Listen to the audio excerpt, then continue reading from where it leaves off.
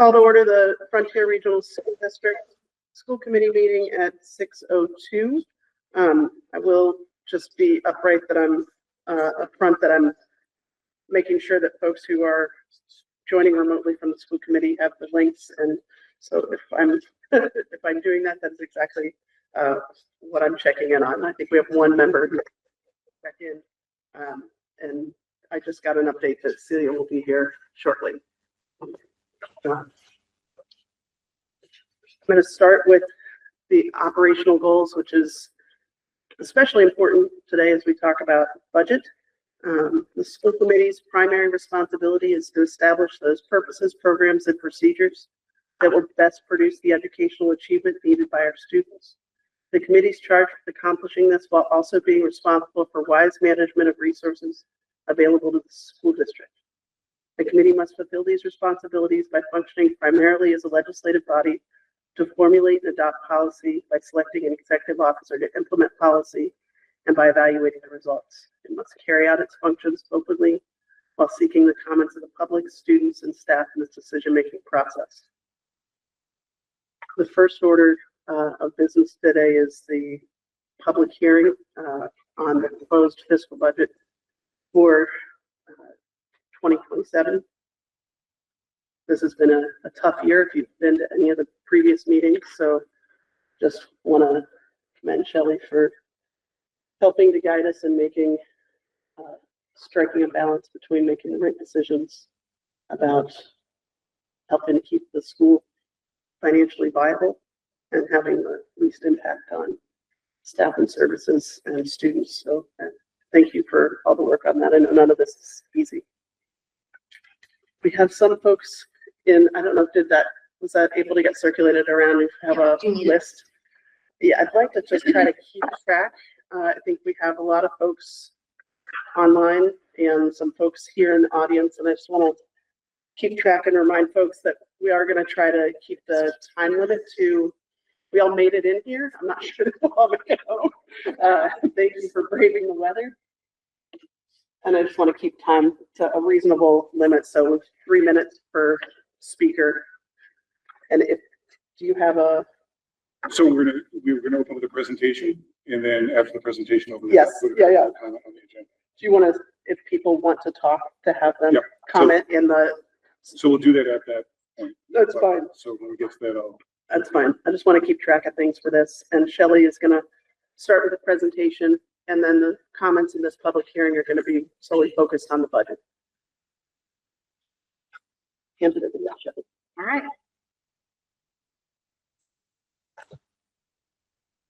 So the budget that we're discussing at the moment is the budget that was presented at the January school committee meeting.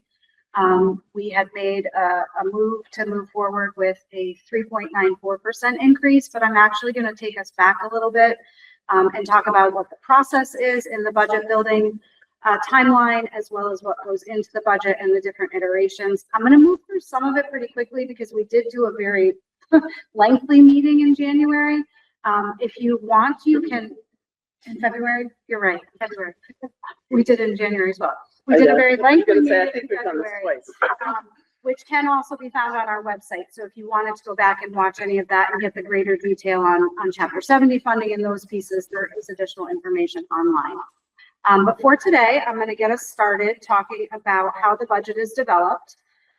So we start the budget process off. I recognize that this is really small on the screen. This was part of the, it's going to show. This was part of the packet that went out to school committee tonight and will get uploaded to our website tomorrow, so you can access the slideshow on our website. We start off the process in November, late November, early December. The administration takes a pass at the first draft. So I start us off by looking at level services, and then we take feedback from the principal on what might the new needs be in the building. We come forward in January and present the first draft to the subcommittee.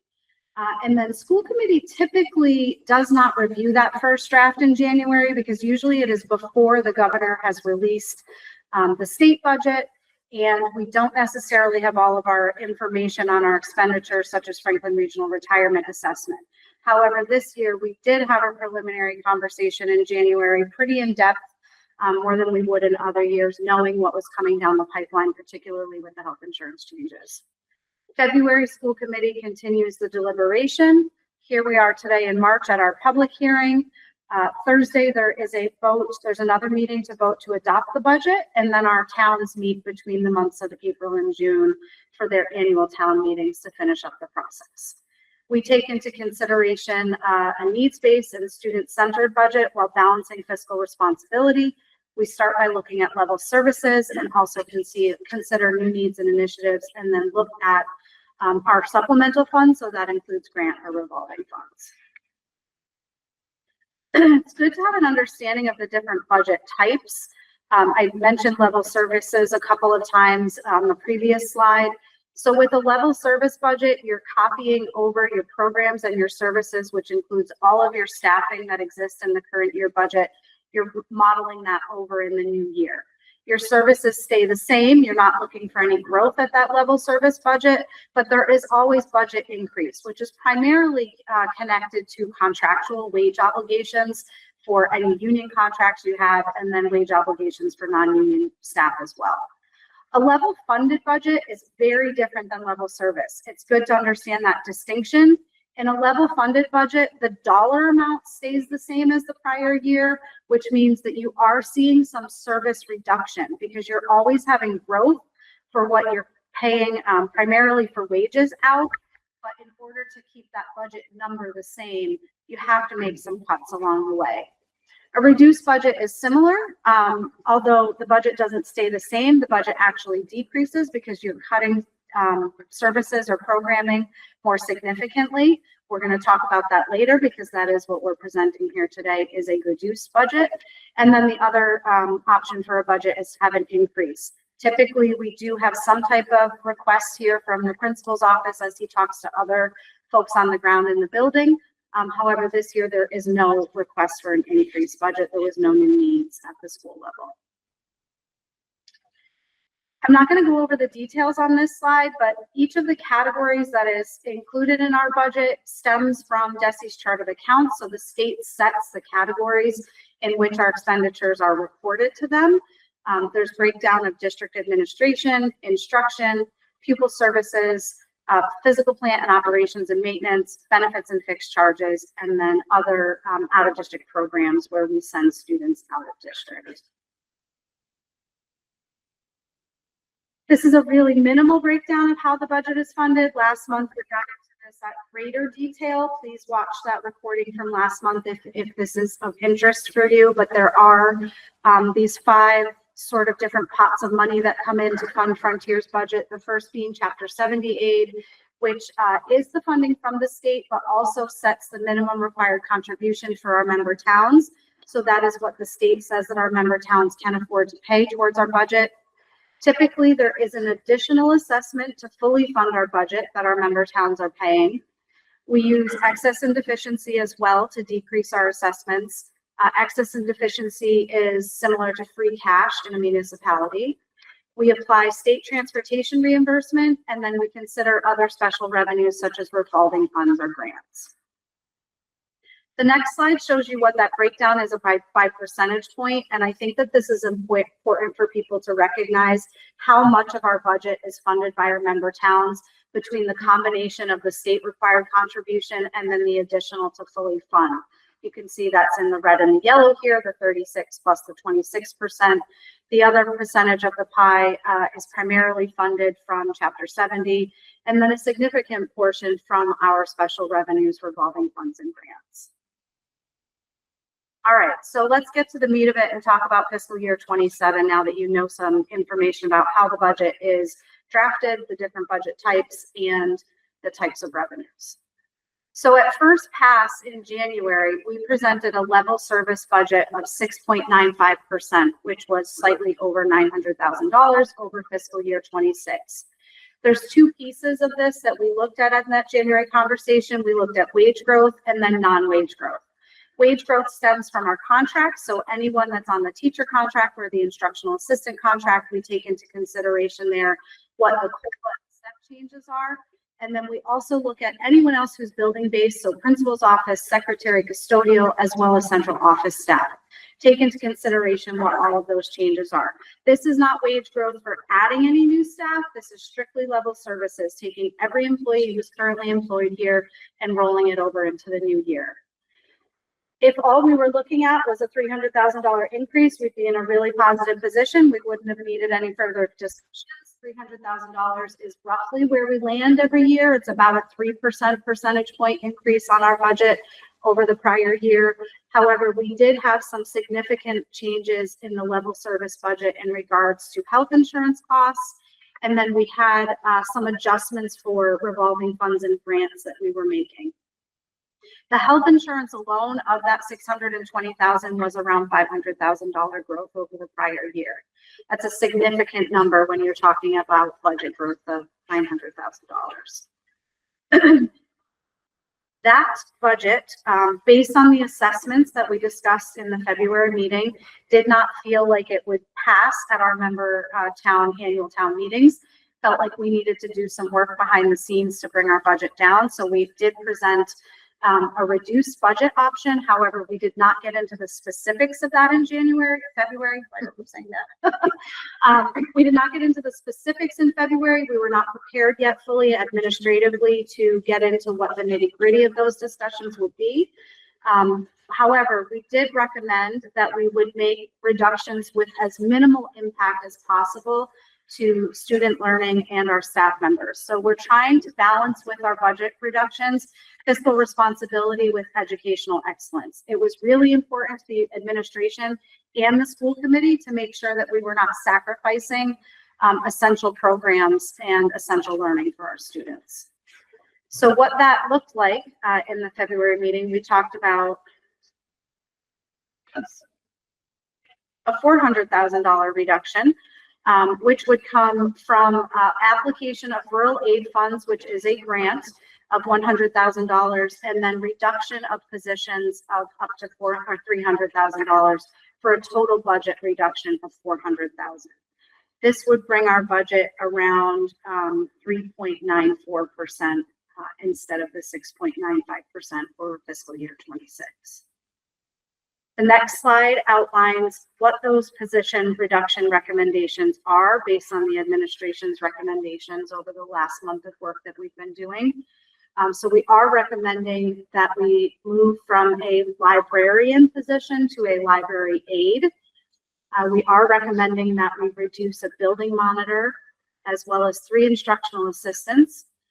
We have a part-time school adjustment counselor and then a special education teacher that we're making a recommendation on. I'm going to talk about a couple of these because there's some financial things, and then I'm going to turn it over to Darius and George to talk about the other positions if needed at this point. So what I want to mention with the part-time school adjustment counselor is this is currently a grant-funded position.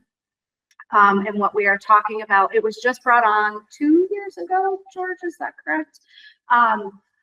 For part-time additional support based on student needs in the building. We are talking about reallocating an existing staff member to that grant, so it brings relief to the budget. That part-time position is also filled by someone who is retired from the public school system, and she came back into Frontier in this part-time capacity. With the special education teacher, this is actually a position that we currently have a long-term sub in. The teacher that was in that role left the district last year. It's been filled in the current year with a long-term sub. So that position could potentially roll back into an instructional assistant position because someone was promoted within the building to cover those needs.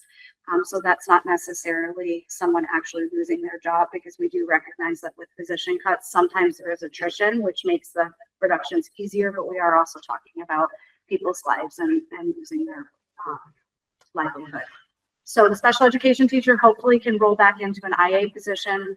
The part-time school adjustment counselor is a former retiree.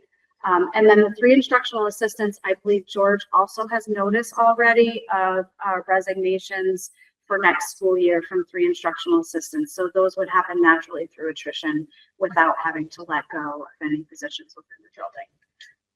Did I miss anything, George or Darius, there as far No, as the right now- financial movement? Right now, there are of 2 pieces? resignations for IAs. The expectation is that there will be, I've heard that there will be a 3rd. So once again, those positions will be reduced due to attrition. Any other comment on any of the positions before we keep going? Okay, so the 400,000 reduction to our budget presents a $13.8 million total budget, or an increase of 523,000, which is 3.94% over the prior fiscal year. Let's next talk about what that means for our assessments. So I'm going to give a little bit of information about how the assessments are comprised, and then we'll look at the actual numbers. So there's 4 components of our assessment based on our regional agreement. The first piece is the state required contribution that comes out of the Chapter 70 formula based on what the state says that our member towns can afford to fund our budget. Then we have that additional assessment to cover the gap between our revenues, the state Chapter 70 number, and then to fully fund our budget, plus a capital component and debt service. I'm not going to talk about debt service again because Frontier does not currently have any loans. If we did have money out in any bond anticipation notes or any other kind of loans, our towns would pay a portion of that debt service. That's not on the table tonight. So we're just going to talk about the first 3 components. So the state required contribution is just shy of $5.8 million. This is strictly based on the Chapter 70 formula. We have 0 control over what this looks like other than to check the numbers and make sure that our member towns are being accounted for properly in the formula. But according to the state, there is growth in our member town required contribution of $183,000. You can see that change all the way in the far right column of this slide here that I just highlighted on the bottom. Sunderland is taking the brunt of that with $126,000 rough increase there, which can be partially attributed to their growth in enrollment. So you can see that there's a positive change here of 8 students based on the foundation enrollment in the Chapter 70 calculation. This is also all relative though, right? So when one town goes down and another town goes up, it's all relative as to how much they're paying. But according to the state, our member towns can afford to fund roughly $5.8 million. So that's the first component of the assessment. The second component is that additional assessment to fully fund our budget, which is coming in at about $4.8 million.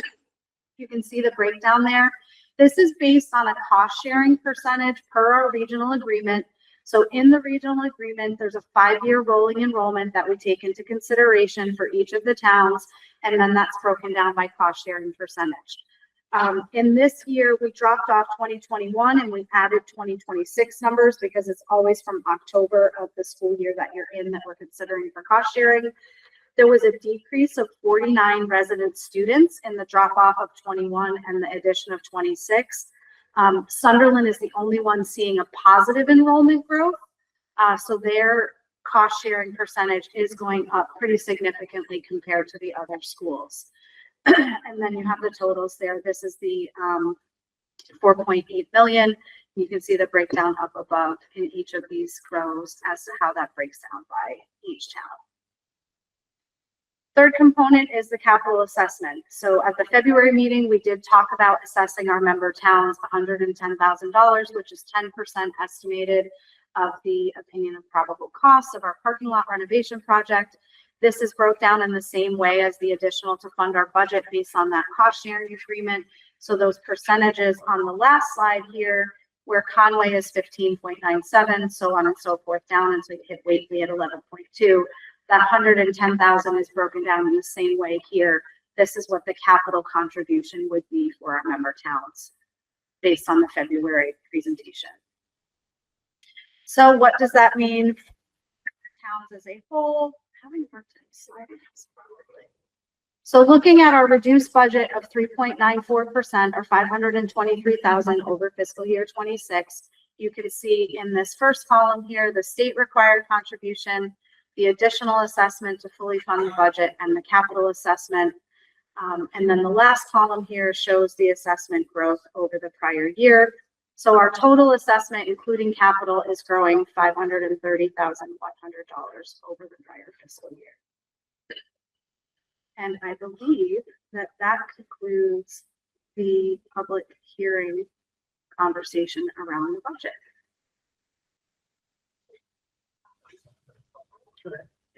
Can we just go back? I just want to just kind of get my graphic right out of here. The reductions. Yep. Are there actual, are there, you just kind of go through that again, are there actual positions, people losing their jobs? Yes. Yeah. So of the outline here, we expect that there would be 3 people out of what we outlined here. The rest would be done through attrition, so no one. And so, and with what George said, the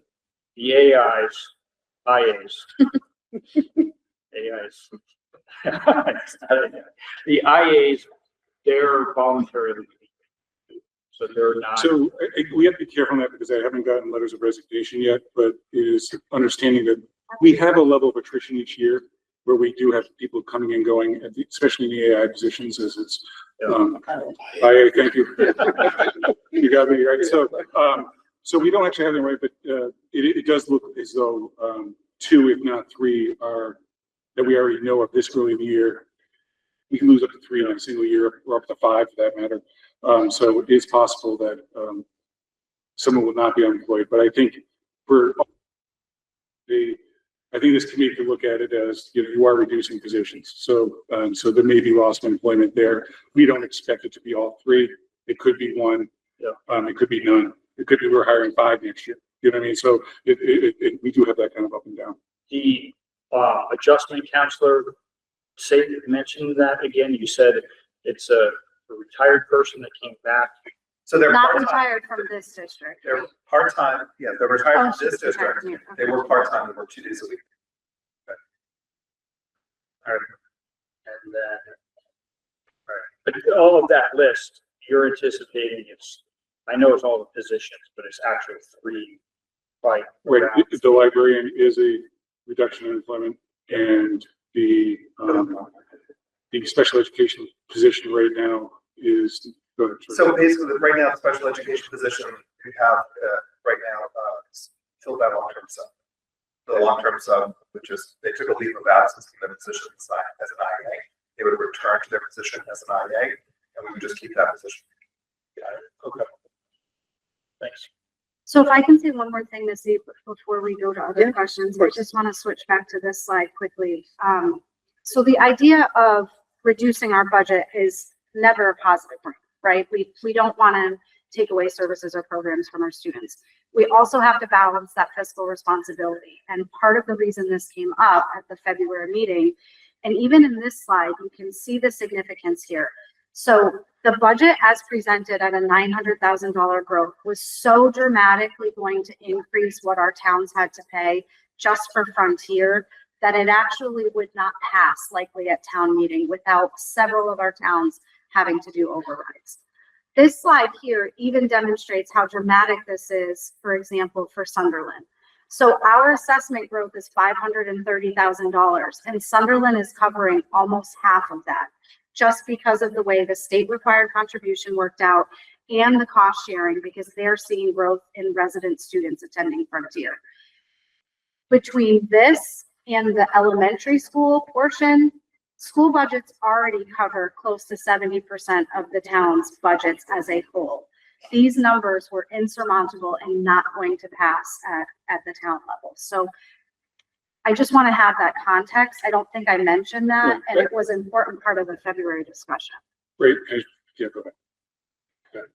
Further context, with 2.5% growth, Sunderland's new growth is about $250,000 total. That's the amount that they can. So this eats up the entire budget for Sunderland. Right. Police, fire, DPW, library, senior center, elementary school, all would have to cut just to cover that. And also, we talked about this at Frontier, as we talked about the impact of insurance, all the elementary school insurances have gone up as well. And so the towns are struggling to make the ends meet in the elementary school, and the elementary school budgets are all up due to both COLA and other cost issues, that are facing the schools. So it's a bad budget year, and, don't take any cuts lightly. We've also been fortunate to be in this district where we haven't had to do cuts since my first year as principal 18 years ago, where we've done reductions. We haven't had to specifically cut someone off due to, loss of employment due to finances. So, it is a very bad year.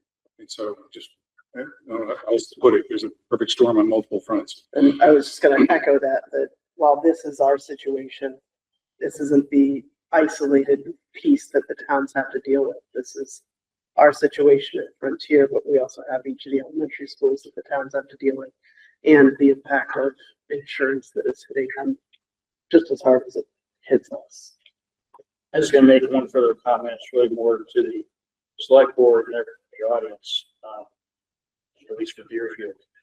I think it's good, it's a good thing that Deerfield, that Frontier is doing its part to try to make the necessary cuts. It's always, unfortunate.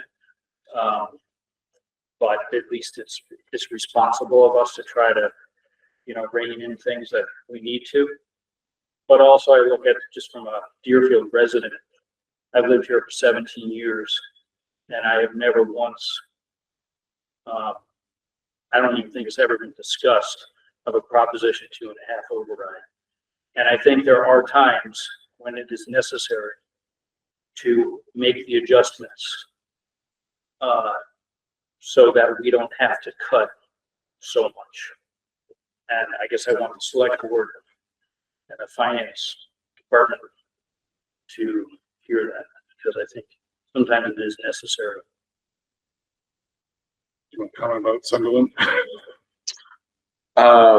Yeah, so Sunderland is going to be on, I think it's the fourth Proposition 2.5 override in my 12 years on school committee. The elementary school, so Frontier does not have to develop its budget with an eye towards the elementary school, but it's really, I think, beneficial that we do at least take that into consideration. Sunderland Elementary's budget came in at like 18% for level services, and they've already cut down to 10%. And then we're going to have to go to Proposition 2.5 override, and we're already going to be asking every town and department to match the cuts at the elementary school. So it's going to be an extremely difficult budget year for us.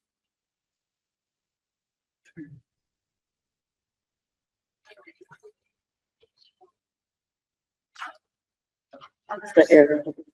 Do we wanna, do any other school committee members have questions or comments? I think before Missy opens it, is there public comment? I'm good too, Trevor. Are there any other folks who have? I know that there's a few folks online. I can't tell how. So I How guess, many people are- so yeah, if you're please go ahead. on, so we have here in the room, 3, 6, 9, 10. 10 people signed up for public comment. If you are online and you wish to do public comment, could you please put your name in the chat and I'll add you to the list. I'll add you to the list so that we will get to you as we go through the list. All right. Yeah, just kind of wanted to get a sense of what we have. Oh, okay. Folks, Oh, I see are what you're we- saying before we still. Yeah, just want to try to keep pace so that everybody has an opportunity to at least have some. Andrea, yes, you are on our list. Okay, I knew I didn't count 10. Yeah, I know there's a few names here that I can imagine everybody in green is also, I can recognize your names online. So All right. Levi, I have your name on the list. Melissa, I have you on the list. Megan, I have you on the list. Marilyn, I saw here. Like Trevor, those guys are in the room. So, okay, so we have Tim Hilchey, Holly Johnson.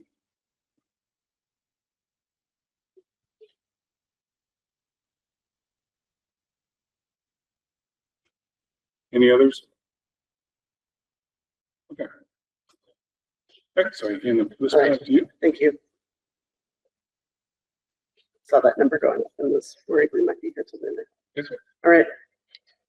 So Trevor, I see you and I know that you have a vested interest in this from a few different spots. So go Well, I just, Go ahead, I'm gonna, yeah, thank you, for allowing us to speak here, and I appreciate all your work on the budget. It is a very difficult year. And here for Sunderland as well, it's really tough, because I know you have tried to up 2.5 overrides, and sometimes don't pass, and it's a struggle. It's been very hard. I think, I've been talking about a Prop 2.5 override for a variety of reasons, not just education, but health insurance or EMS. Just, in my time, 10 years on the board, we cut the budget every year. And a lot of times it's education that eats all of the growth that we have. And so it is hard to run the rest of the town as well. But I appreciate you taking a look at the cuts you're doing. They're never fun. But if you look at, we're about 100 students down in the last 10 years or so. And the staff is kind of the same, but that's hard to kind of quantify because there are other staff needs. There's a lot more needs of students, especially after COVID. So a lot more, support services. So it's not a one-to-one kind of thing where you drop students, so you must drop staff, but we're at that place where we kind of need to do some of that. And so I appreciate taking a hard look at that. We still do need to have capital investment in parking lots, that kind of thing, to keep our schools up so people are interested in coming here, living here, paying taxes here, and helping support the community. So I just really want to thank you for your hard work. It's not easy trying to cut a budget. And I agree, we do need 2.5 overrides. I've said it a lot, but trying to get the rest of the town along with it, it's kind of hard.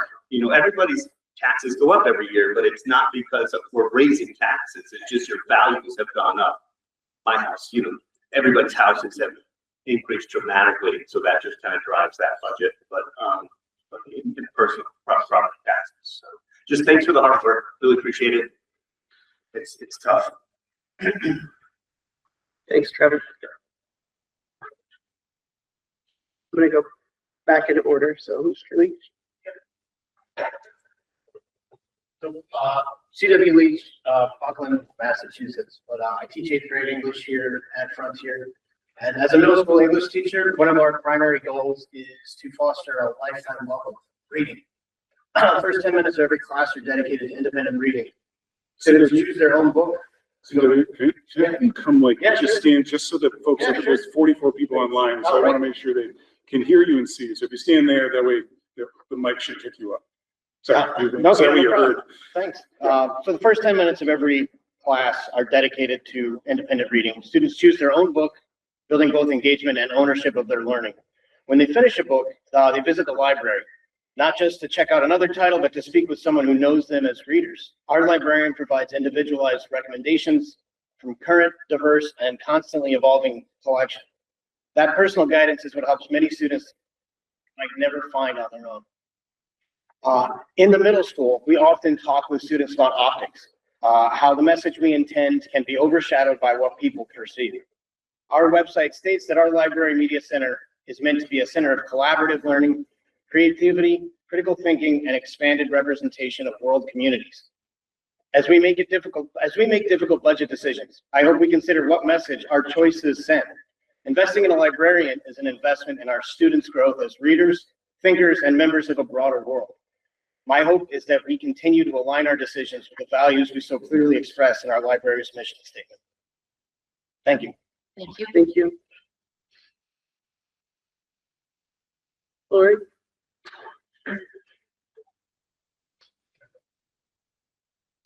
I am Lori Prim Conlon. I live in Deerfield. And again, I want to echo, how hard this is. This budgeting stuff is absolutely brutal. And you could go to a meeting about education, healthcare, transportation, anything else, and have the same brutal conversations. Shelley, I thank you. It's an awesome presentation. It's so clear. And I'm not here to argue any of the numbers. It is what it is, and we have to work within that. And I really appreciate everybody in this room being on the same team and trying to make those hard decisions. That said, I am urging us to figure out a way to keep a school librarian. I am a licensed school adjustment counselor, and I've been an IA in this district. So, I have skin in the game for various positions, and I understand the value of each and every one of those. And yet it felt like a gut punch when I heard that there was a librarian position, or media specialist, whatever you want to call it, on the chopping block. To me, the library is the absolute heart and soul of a school, of education. And I literally cannot imagine getting rid of that position. A library aide is great, love to have plenty of them, but that cannot replace the skill set of a librarian and everything that that person brings in to our students on a daily basis, whether it's in English classes or anything else, research online, things that kids are doing to further their education after high school. This is just a foundation. And, we talk about equity all the time. And really, what could possibly be more equitable than our school library? It's like literally the place that has something for everyone, every student, every subject. I mean, we just have to find a different way to make these cuts. The other thing, I think about is how many private schools that we have in this area, right? And all the resources there. And then our public school is not going to have a librarian. And I just can't accept that. Like, that is just going to lead to further decline in enrollment. And this creates a two-tiered educational system. I mean, we are so far down that path anyway, and I won't go off on that tangent. But when you're cutting like the heart and soul of, the person who brings books and educational resources, the most foundational elements of education, and we're doing away with that, I just feel like we got to find a different way. I think too that, we have to think about the message that this gives our students. Again, the heart and soul of the place and something for everyone, and a librarian who, is somebody that all students look to as like this fountain of knowledge. And if you don't have the knowledge, you can get the knowledge by going to this person. And what message are we sending by doing away with that entire position? Again, I'm not arguing the numbers. This is unbearable to think about all of these cuts. I mean, even a retired person not coming back, 3 IAs, the employment aspect is horrible, but the bottom line is, what are we doing for our students, and what message is it to not have a librarian in this most essential place? So please, we need to reconsider what we can possibly shuffle, because losing a librarian to me is just unacceptable and sad. Thank you. Megan? Thanks for accommodating all the folks who are remote by coming up. I appreciate it. So I just wanted to say kind of the same things that everyone has been saying about the importance of a librarian. I have an 8th grade, my name is Megan Tudor, I'm from South Deerfield. I have an 8th grade student and a 10th grade student, and they use the library all the time. I have a daughter who is an AP student. They use it for research. You can't do that with a library aide. You need a librarian to be able to find out where to do the research. And that's the way of the world now. You can't use AI, because your papers are going to have to go through an AI detector, and you have to have less than 5% or something like that, depending on your teacher. So you need to be able to go to a professional to be able to ask where to find the information to do your own research. So I really think the librarian is a much needed position. And it's my understanding that she is also a library media specialist, and some of our state funding is tied to that position. So we might have to pay more money to keep up some of the databases. So I think that's something that we should also look into. This is a brand new space. We've renovated it. Not to be able to use it to its full potential is really disheartening. And I just was the nurse on the 8th grade field trip, and I met Zoe, and she is amazing with the kids, and I can't imagine losing that service in the school. And I did see there was another, that's another human being that's losing their job. I know the other positions, it sounds like it's not going to be a person that's going to be losing their job. It's just going to be a position. But I think we really need to look at that and see if there's anything else we can do. I'd rather have a dirt parking lot than lose a human. So that's just it. Thank you. What?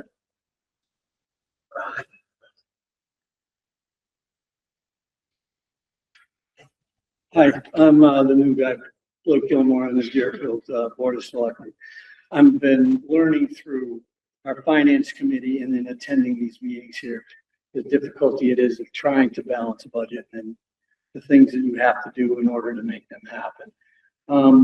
My question was on the librarian. I didn't even think about this until I came in tonight, was that, is the librarian just the sole position of the librarian, or is there something that you can do that would add to her duties that would help to keep her here or whatever? I don't know. That was just something I was thinking about. And it's not, like I said, I realized that when you talk about getting rid of the librarian for the library, that's just, God, that's a tough call for you guys. And I know that you have to make those calls. I understand that. As far as the 2.5 override, I'm getting nothing but pushback. So I know. it's basically, you know, so that's the other side of the stick here. It's just basically, it's very, very difficult to try to figure out and come up with the right formula here. But you guys, I really appreciate what you've done. It's been educational for me, and I hope that you can make this work. Thank you. Thank you. Is Levi on? Yeah, that's at the top. Okay. Perfect. Levi? Hello. Can you hear me? Yes. Okay. Thank you. My name is Levi Owens. I live in Conway, Mass. Conway. I also work in the building. I also want to thank everyone here for doing this incredibly hard work. I very much appreciate all of the work that you're doing to keep our school running and trying to provide the best services for our students. To that end, I also really appreciate the effort that you have given in having the least impact on people's lives and highlighting that there are positions that are able to be cut due to attrition. And I'm hoping that you have also taken into account another retirement that was announced this year of the curriculum director. She has other capacities in the school as well. It's another job that is less student facing, that has less immediate impact on the everyday lives of our students and their immediate education. So I'm just hoping that all possible options are being looked at for all places where attrition is happening kind of naturally. Yeah, thank you for letting me speak. Thank you. And is Andrea also? Yes, I'm here. Okay, thanks. Sorry, I can't see everyone. My name is Andrea Carnes. I live in Vernon, Vermont, and I work at Frontier Regional School as a transition specialist in the special education department. I support students ages 18 to 22 with disabilities. I also have a 7th grade student that is currently utilizing school choice to attend Frontier Regional School. The community means a lot to me, and I invest in it every day. I want to speak briefly about preserving key roles that directly impact our students. Our library is not just an academic space like others have already talked about and will be talking about this evening, but it is also a vocational training site. Each year, students in our transition program gain real transferable job skills there under the guidance of our certified library media specialist. That work builds independence and prepares students for adult life. The expertise needed for this position is simply something that cannot be replaced by an aide, as they will not have the same level and training that Zoe Keenan currently has. Instructional assistants and special education teachers are essential to delivering legally required IEP services. Whether positions are lost through attrition or reassignment, the impact is the same. Fewer professionals supporting students who rely on consistent, specialized instruction. This work does not disappear. It shifts to an already stretched department, directly affecting service delivery and student outcomes. Losing a part-time school adjustment counselor increases the burden on remaining mental health staff who are already seeing record numbers of students struggling each day. Although the counselor is retired, she returns specifically because of the overwhelming mental health needs in our community. Reducing support at a time of heightened demand is deeply concerning. Education is a public trust, and reducing the staff who directly serve students with disabilities and mental health issues undermines that trust. I understand that difficult financial decisions must be made, but if we choose to repave a parking lot at the cost of a librarian and other professionals, we send a clear message about what we truly value. I urge you to prioritize preserving critical student-facing roles and explore alternatives that do not come at the expense of our students. Thank you. Thank you. Melissa? Hi. My name is Melissa Strelke, and I teach high school English language arts. And I want to thank everyone here for all of their hard work under these, extremely challenging budgeting circumstances. The Frontier LMC promotes learning for all students by providing equitable access to information, broadening students' information literacy skills, and encouraging lifelong love of reading and learning. This is a quote from the mission statement of our district's only certified librarian, and if we eliminate her, all of this equal access to information and literacy will be eliminated along with her. Anyone who values literacy, critical thinking, and democracy knows the value of a school librarian. It should be no surprise to anyone here that the library is the heart of Frontier, not because of its physical space, but because of the librarian, Miss Keenan, a position and skill set no library aide could replace. It is not unusual for a student to come into the library asking about new books that came in and then light up when they see that Miss Keenan ordered something of interest for them. It's not unusual also to have a student come in and say, I can't find a good book, but who then comes in asking for the sequel after they got an outstanding recommendation from Miss Keenan. Literacy skills are declining in schools across the country, but fostering a love of reading is something that Miss Keenan specializes in. And because of that, our students are at an advantage. However, what would happen if the students stopped getting new books at the library or didn't have a trusted librarian to help them find something of interest? Well, we know what happens. They stop reading, or the barrier becomes too large that they don't develop the same passion or interest. Not only that, but without a certified librarian, all teachers and students will lose access to over 40 databases. Schools cannot gain access to these databases for free without a certified librarian and would instead have to pay over $40,000 to gain access to these databases. Our high school students use these databases in their high school humanities classes, including AP courses, because they provide peer-reviewed studies that are credible and reliable sources for their research, something that is harder to find these days. You might be told that some schools do without these databases, which is true. Unfortunately, if they had these databases, they could have read a 2023 study by Lois G. Wine that found that, quote, students who attended schools with full-time certified librarians score significantly higher on math and reading tests than do matched students who attend schools without a full-time school librarian. I simply don't know why Frontier would choose to do something that we know would lower math and reading test scores. Furthermore, Ms. Keenan is the reason our library is a safe and inclusive space. That where, as our library website states, students can develop their critical thinking skills, appreciation for literature, and develop their curiosity. She is beloved by the students, with the recent class of 2024 choosing to dedicate their yearbook to her. Without a school librarian, without Miss Keenan, the library would cease its function and purpose. You were told at the last school committee meeting that these faculty and staff cuts would not change, quote, the offerings to students and to have the least impact as possible and not hurt the appeal to school choice students. This could not be further from the truth. Removing the only certified librarian and replacing her with a library aide will remove essential library services, remove access to new books and recommendations, remove essential database access, remove the reason why so many students want to go to the library and read books. It would upend the part of the day many students look forward to and would lower math and reading test scores. I urge you to prioritize keeping the heart of Frontier Regional School, our essential librarian, Ms. Keenan. Thank you.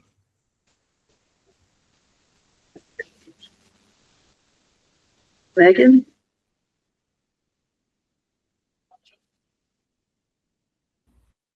Hi, sorry. My name is Megan Lena. I live in Bernardston, and I'm a special education teacher here.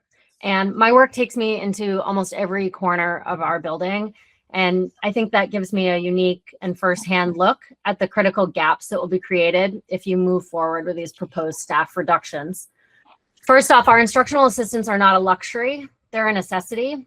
They're frontline staff ensuring that every child's legal right to an education is met daily. Regardless of who resigns this year, eliminating these positions will create an instructional vacuum that will force special education teachers into reactive triage mode. This, along with one less special ed teacher, will make it impossible to meet the requirements of IEPs, and it compromises the education for everybody, the quality of education for everyone. Eliminating our part-time adjustment counselor role and the building monitor will stretch our current adjustment counselor and school psychologist even more. Between dealing with daily crises and providing regularly scheduled check-ins with students who are entitled to support in their IEP service delivery grids, I can guarantee that many students are not going to get the mental health support that they are entitled to.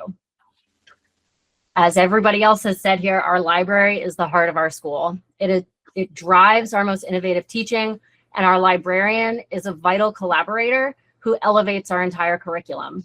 What she contributes simply cannot be done by a library aide. And cutting this position dismantles the support for research and critical thinking. It directly threatens our ability to offer certain AP classes, and it removes essential accessibility tools like Sora that students with disabilities rely on. We can't claim to offer a competitive education while cutting the person who provides the tools for those programs and supports teachers in using these tools effectively. Lastly, we have to recognize that our school's stability depends on us being a destination. We rely on out-of-district students choicing in, but families are not going to choose a district that's cutting out its backbone. They won't choose a school that lacks a functional library. They won't choose a school that has unmanageable class sizes or programs like innovation pathways that prepare students for careers in healthcare and trade, or that has a gutted special ed department. We will not recruit school choice students with a sparkly new driveway. We recruit them with a strong, supportive academic program and a commitment to every student's progress. I'm begging you, do not take away our vital colleagues who make our students' success and our school's reputation possible. Thanks. Earl?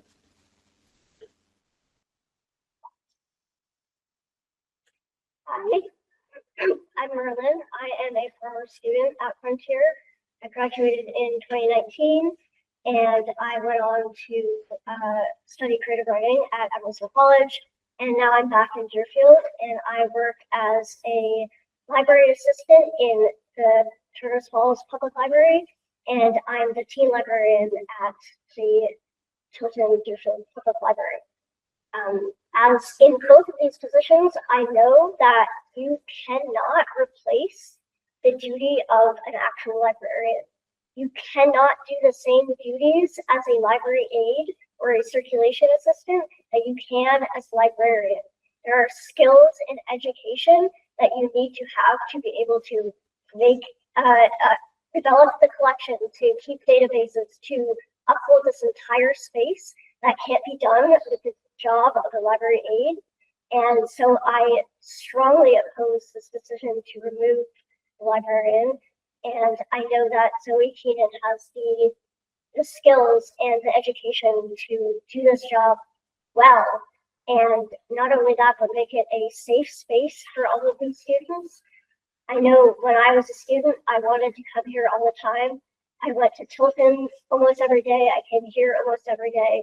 I have been raised on libraries since I was 11 or 12 years old. And it's just not a job that you can replace.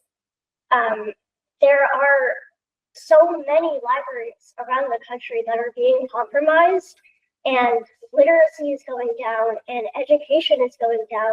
And we're in Massachusetts, and as a public school, there's no reason to be cutting this position. We have the top literacy rates and the top education rates, and we as a public school should be supporting that. There is not only fiction books here, but there's nonfiction. There's all the resources.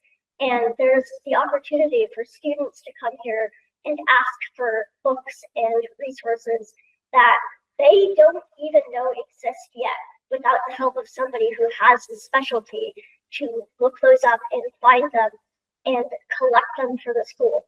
And that benefits everybody. So I really urge everybody to reconsider this move to take away the librarian position, because it is going to strongly affect how the school looks and how the school acts. I know that as for people who don't work in libraries, it's hard to understand what the librarian does and the difference between a librarian and a librarian assistant, but it is massive. And an aide cannot do that job. They can assist, they can look over the space, they can take care of the children or the students and make sure that they're looked after, but they cannot maintain an actual library. And I think that's really important to keep in mind. And like other people have said, I have not once ever gone to a school and gone, wow, they have a really nice parking lot, I want to go here. I'm considering what programs these places have, you know, what they offer, the libraries. It's a huge thing, but students spend 5 minutes in the parking lot. You know, that's like, this is something that should not even be considered if there are other budget cuts. So again, I strongly encourage you to reconsider the cut to the librarian and other seriously necessary positions in the school to maintain the support of the students. Thanks.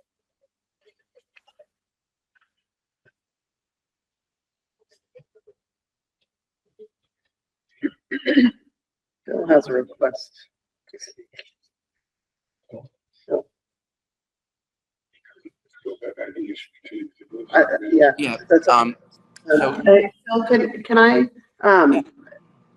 do you mind, let's finish up the rest of the public, because this is the space for the public that have their comments, and then we'll have a space for, thank you, for the committee to have their comments as part of the meeting. Thank you. Tim?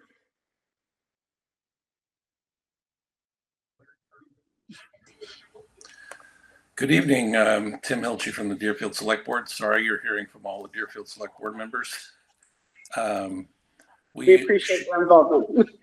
We share your concern about school budgets and the need to invest in students. And I just want to thank everyone for your thoughtful approach to these issues. I don't know what the savings is related to a librarian versus a library aide, but I will say that I have a soft spot in my heart for libraries and librarians, because they make a difference in my life. The love of reading was something that I learned in a library. So it's the key to self-education.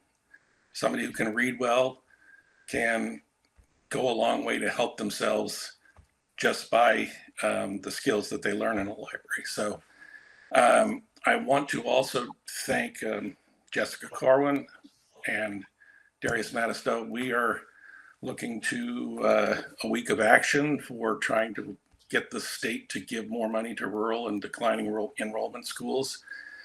So if you haven't heard about this, you should talk to Jessica and get involved. You know, we need to deliver a strong message to Governor Healy and the legislature to get rural school aid funded at $60 million. That's not a be all and end all, but it would move the needle enough so that some of the things we're discussing tonight wouldn't be necessary. And finally, I'll also want to remind everyone that if you haven't seen the Franklin Technical School presentation, one of the things that we have to keep in the back of our minds is stewards of the finances of the towns we work in, is that Deerfield itself is looking at a $700,000 a year increase if that school is approved. And that's not to say that I have an opinion about whether technical schools or academic schools are the way to go. It's just a reality that we're talking about tonight, some adjustments that have been made in this budget. And hopefully, I think you will maybe reconsider based on all the conversations we've had about the importance of librarians, this particular position. But 2 or 3 or 4 years from now, we're basically, looking at a situation where every one of our towns is going to have an override. And so I think that's some of the context that, Darius and Shelley have been thinking about in the other principles, et cetera. So again, I just want to thank everyone for your thoughtfulness, and hopefully we can come to some solution to this librarian issue, because I do feel strongly about that. Thank you. Thank you. Holly? Hello, I'm Holly Johnson from Whately. I have a child at Frontier, someone who graduated a little while ago, and I'm going to echo what so many people have already said, the importance of having a librarian in the school. I myself am a librarian at the Tilton Library, and it's just the rule from the Massachusetts library system that if we don't have a certified full-time librarian, we don't have access. That's to all those databases, like Melissa said, and a lot of other things. And I understand, a lot of hard work went into the budget, and I appreciate it. And as a taxpayer, I don't want to have an override, but I think this is really important. It's such the heart of Frontier. Zoe, I've heard so many good things over the years from multiple students about Zoe, the safe space that the library is. And in a time when so many kids are struggling with mental health, to take away a safe space like that, it's so much more than just what she does as a librarian, that only a librarian can do. And I've heard, that the parking lot, which the parking lot's awful. I hate it, but I'd much rather have a librarian than a pretty parking lot. I appreciate all the time and effort you put in, and thank you for letting me speak. Thank you. Ashley? Hi, thank you very much. My name's Ashley Dennis. I live in Greenfield, and I work at Frontier as one of the school nurses. Thank you all for the hard work you're doing. This is incredibly difficult, but I imagine. But for everybody being involved in this and thinking about it, it's just so hard to imagine that we're in this place. I want to first speak about the importance of our librarian, the work that is done in our library to support all of our students by our librarian cannot be understated. It is so impactful to each and every student. I have a child who graduated a year ago. He was able to participate in so many AP courses and online courses in the library with the support of the librarian, such that he has managed to have an entire year of college course credits already under his belt. So, the progression that he was able to achieve, and the success and the love of learning, it cannot be underscored. And my younger child, who also was at Frontier, had basically his first work experience in the library with Miss Keenan. But even more importantly, the database resources, and learning how to research, and learning that all that information is out there reliably, not just through Google, but through all these amazing ways to learn and dig deeper for information. Real information is so important.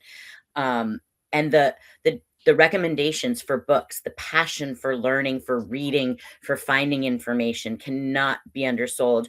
And as Merlin was speaking of the difference between an aide and a certified librarian and media specialist, it's something that I think we're not commonly aware of, the vast difference. But if we liken it to nursing, we all know that like a nurse's aide, like a CNA and a RN, have vastly different roles.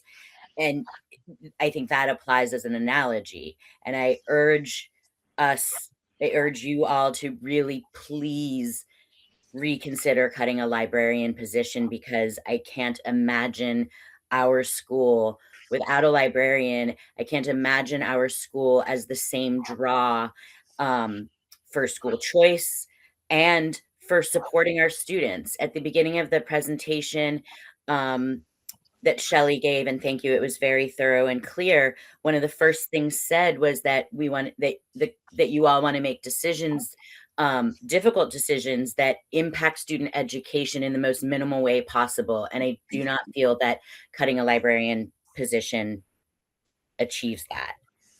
And I also want to speak to eliminating the part-time adjustment counselor, because as one of the school nurses, we are often who catch it, we are those who catch the overflow from the students who are needing support. And the need at present is so great. And even with our part-time adjustment counselor, there is not enough time in a day or week from our mental health professionals in the building to support all of the students. And so reducing that time available is going to negatively impact those students, which then negatively impacts their ability to be present for their learning, to be open to their learning time, to achieve their educational time. And I could go on and on, but I will limit my time so others can speak. And thank you so much for the opportunity. Thank you. Anybody else? At this point, we'll close. Oh, yeah, I do have more. Knew that was gonna happen. Kristen or Dulcie, should I go back? Yeah, I could just go really quickly. I just want to echo what Andrea, Melissa, Merlin, others have said. And, I teach 8th grade science and I'm the department chair for science.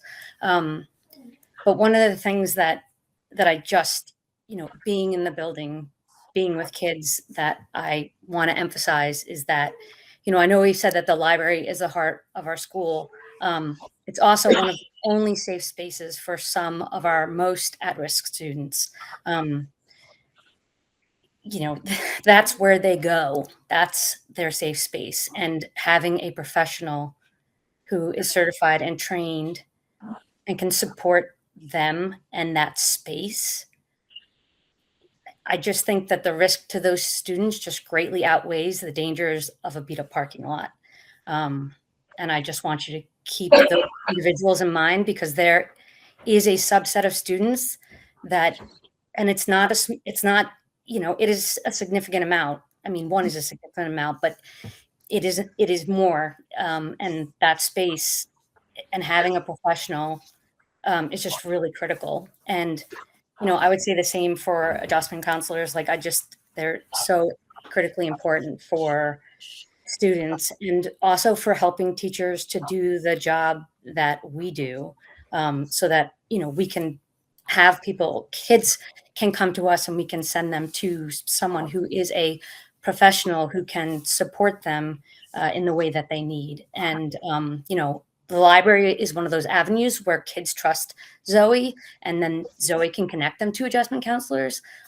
So both of those spaces are really spaces that I see as critical, as much as a new parking lot will eventually one day be needed.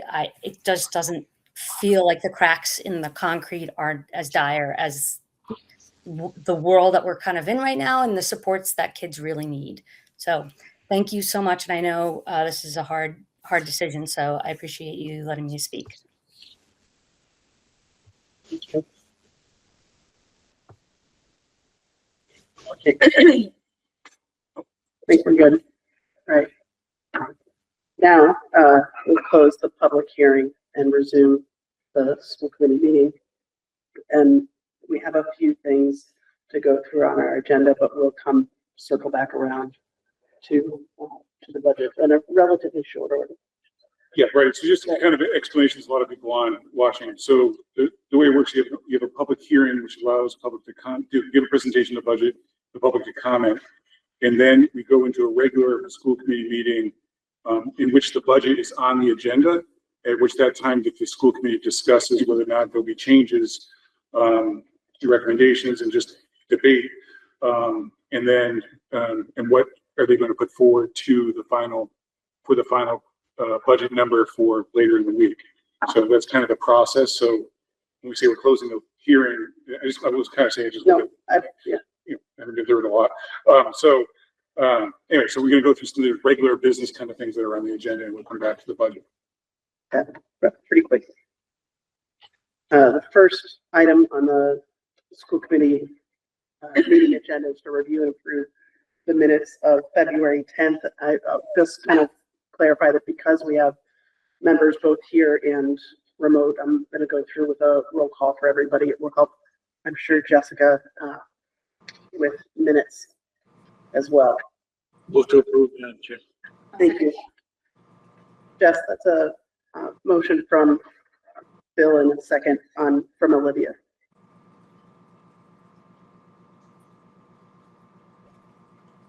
Everybody moved on the screen. I'm going to go around the table first, and then we'll go to the remote folks. Olivia? Yes. Mary? Yes. Bill? Yeah. Yes. Yes. Yes. All right. Now we've got Jessica. Yes. Guys, back up to the front of the screen, which will help. Phil Yes. and Celia? Yes. Can you hear me? Yes. Yes, thank you. And Diane? Yes. All right, I think I've got everybody. We've got the financial statement and warrants. Only thing that I have for you is to state the warrants for the record. So there were 26 warrants, totaling $2,308,979.56. I did send you out the expense reports. There's no new changes since we last met, but I'm happy to take questions if you have them.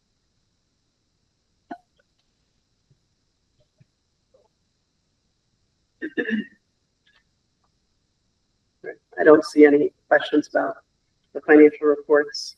I'm told that the student council member has been. We sent a message that it was a long meeting, and they wouldn't want to sit through the whole public hearing part. So Okay. if they're on, I didn't see them come on. Right, and if they had anything they wanted to share with me, I asked them to send it along, but Or did you want to do the? I can, and I, just a few quick updates, and I do want to just highlight the fact that our student council there, so we have a number of student council members going to the student council conference tomorrow for 3 days down Cape. So they're going to be attending keynote speaker sessions, learning about leadership, networking with other student councils. So this is our second year that we're doing that. So I want to give a public thank you to Melissa Strelke and to Kate Blair, our student advisors for doing that. We're really excited that our students are able to take advantage of that. Today we did have a wellness day for our high school students. And basically, so a lot of our high school students were able to participate in a lot of activities. We did cross-country skiing out back, had Pilates. Some students went off site and did snowshoeing. Some students hiked up Sugarloaf Mountain. And then it culminated with a pep rally organized by our student council. So thank you to our student council for that. I just want to let folks know that early release days are starting again on March 6th, which is this Friday. This spring we'll be going over. We've got such topics coming up as anti-bullying. We'll be doing sermon practice again, PLCs, and curriculum development. And then once again, our reality fair, career fair is happening on March 25th. Big shout out to Christine Blue for her organization of this event. And our musical is coming up not this weekend, but next weekend, which is going to be Mary Poppins. So if you're around and you want to see a great musical, big thank you to John Donna, Max Sherrill, and Janet Riley for working on that. So we're excited for that. So that's what I've got. Thank you. At this point, we have another section for public comment, and I will just make clear that this is only for public comment, not related to budget related issues. So if there's any public comment on something not budget related, this is your time. I don't see any things or hands in the air, so I'm going to move on from public comment unless you tell me that you gotta. Oh, no, okay. All right. Shelley, are you ready to be on again?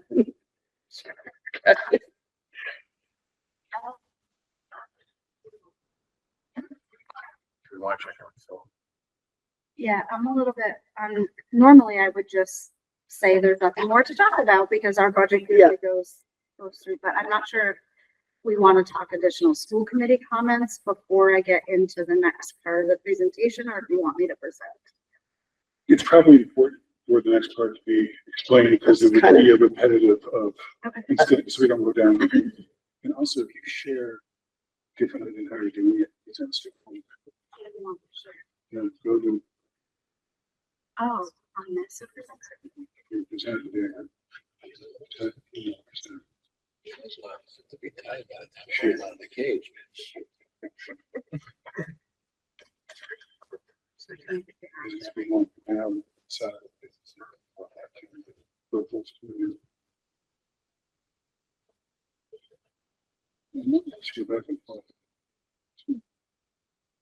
It goes back and forth when there's one page at a time. Oh, because I'm not in slideshow, mode, I'm in the. It's because of what you. I can go into. Oh, if you go into that slide. Yeah, It just will fill up the whole screen. You don't have to worry about. I didn't want to interrupt your host. Oh, that's good. Because I shared from the PDF and not. Yeah, I feel like it's helpful to have this piece before we discuss. Yes.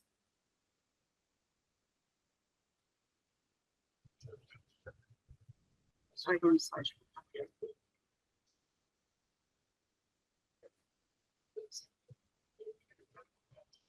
There you go. There you go.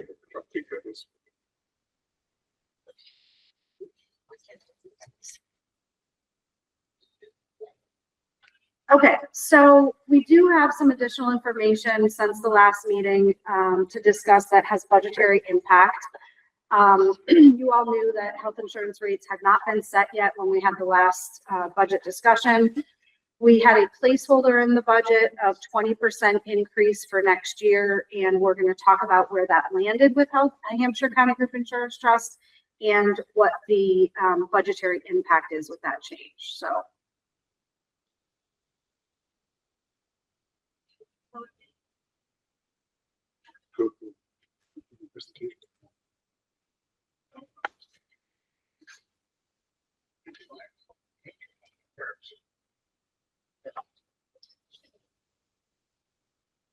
All right, so Hampshire County Group Insurance Trust had their meeting last week and had two options on the table from their consultant who they're working with to come up with the best plans for all of the covered lives, which is about 12,000 covered lives that are insured with Hampshire County Group Insurance Trust. The proposed options included a 16% rate increase without plan design changes, meaning the existing plan that we would have moving forward would mimic what we have now. So no deductibles, no changes in copays. It would just be the change of the 16% insurance rate increase or premium rate increase. The alternative option presented to the Insurance Advisory Committee of the Trust was a 12.48% increase with plan design changes. We had in our budget as a placeholder a 20% increase. The Trust did go ahead and present what those plan design changes would look like. You can see on the screen here, there is a HMO plan and a PPO plan. HMO allows you to be in network and only see specialists with a referral from your primary care physician. The PPO allows you to choose in network or out of network doctors, and you don't need that referral. You can see the lighter blue here in the second part of the second column. So, something, yeah. So where it says current, those are our current plans, and the proposed are the new plans. So you can see under the HMO and the PPO, the proposal at the 12.48% rate increase did include adding a deductible of $250 per individual or $500 per family, as well as some changes to office co-payments. So not to see your primary care you can see here is remaining the same. But then as you go to specialist urgent care, those co-payments were increasing. as well as changes to lab services, inpatient care, and outpatient surgical after deductibles are met on the HMO plan. The PPO would require that people enrolled in this plan do have to pay a deductible for primary care visits first. So you'd have to meet that $250 deductible per person or $500 per family. Then your copays would kick in. That's for all services for regular primary care as well as specialists in urgent care, emergency room, lab, and then inpatient care and outpatient care. So these were the proposed changes. These changes are still less than the GIC, so the state's group insurance commission. We've talked about this at several meetings of whether or not we wanted to move that route. The plan presented with the GIC, it does have higher deductibles and higher copays than what was proposed to the trust here. The trust made a commitment to make as minimal changes as possible while keeping the rate increase as relatively reasonable as it could, which is where the $250 and $500 deductible and then the minimal plan changes for copays came into play. The trust did pass the 12.48% rate increase with plan design changes. It passed 55 to 27 of the voting members that were present.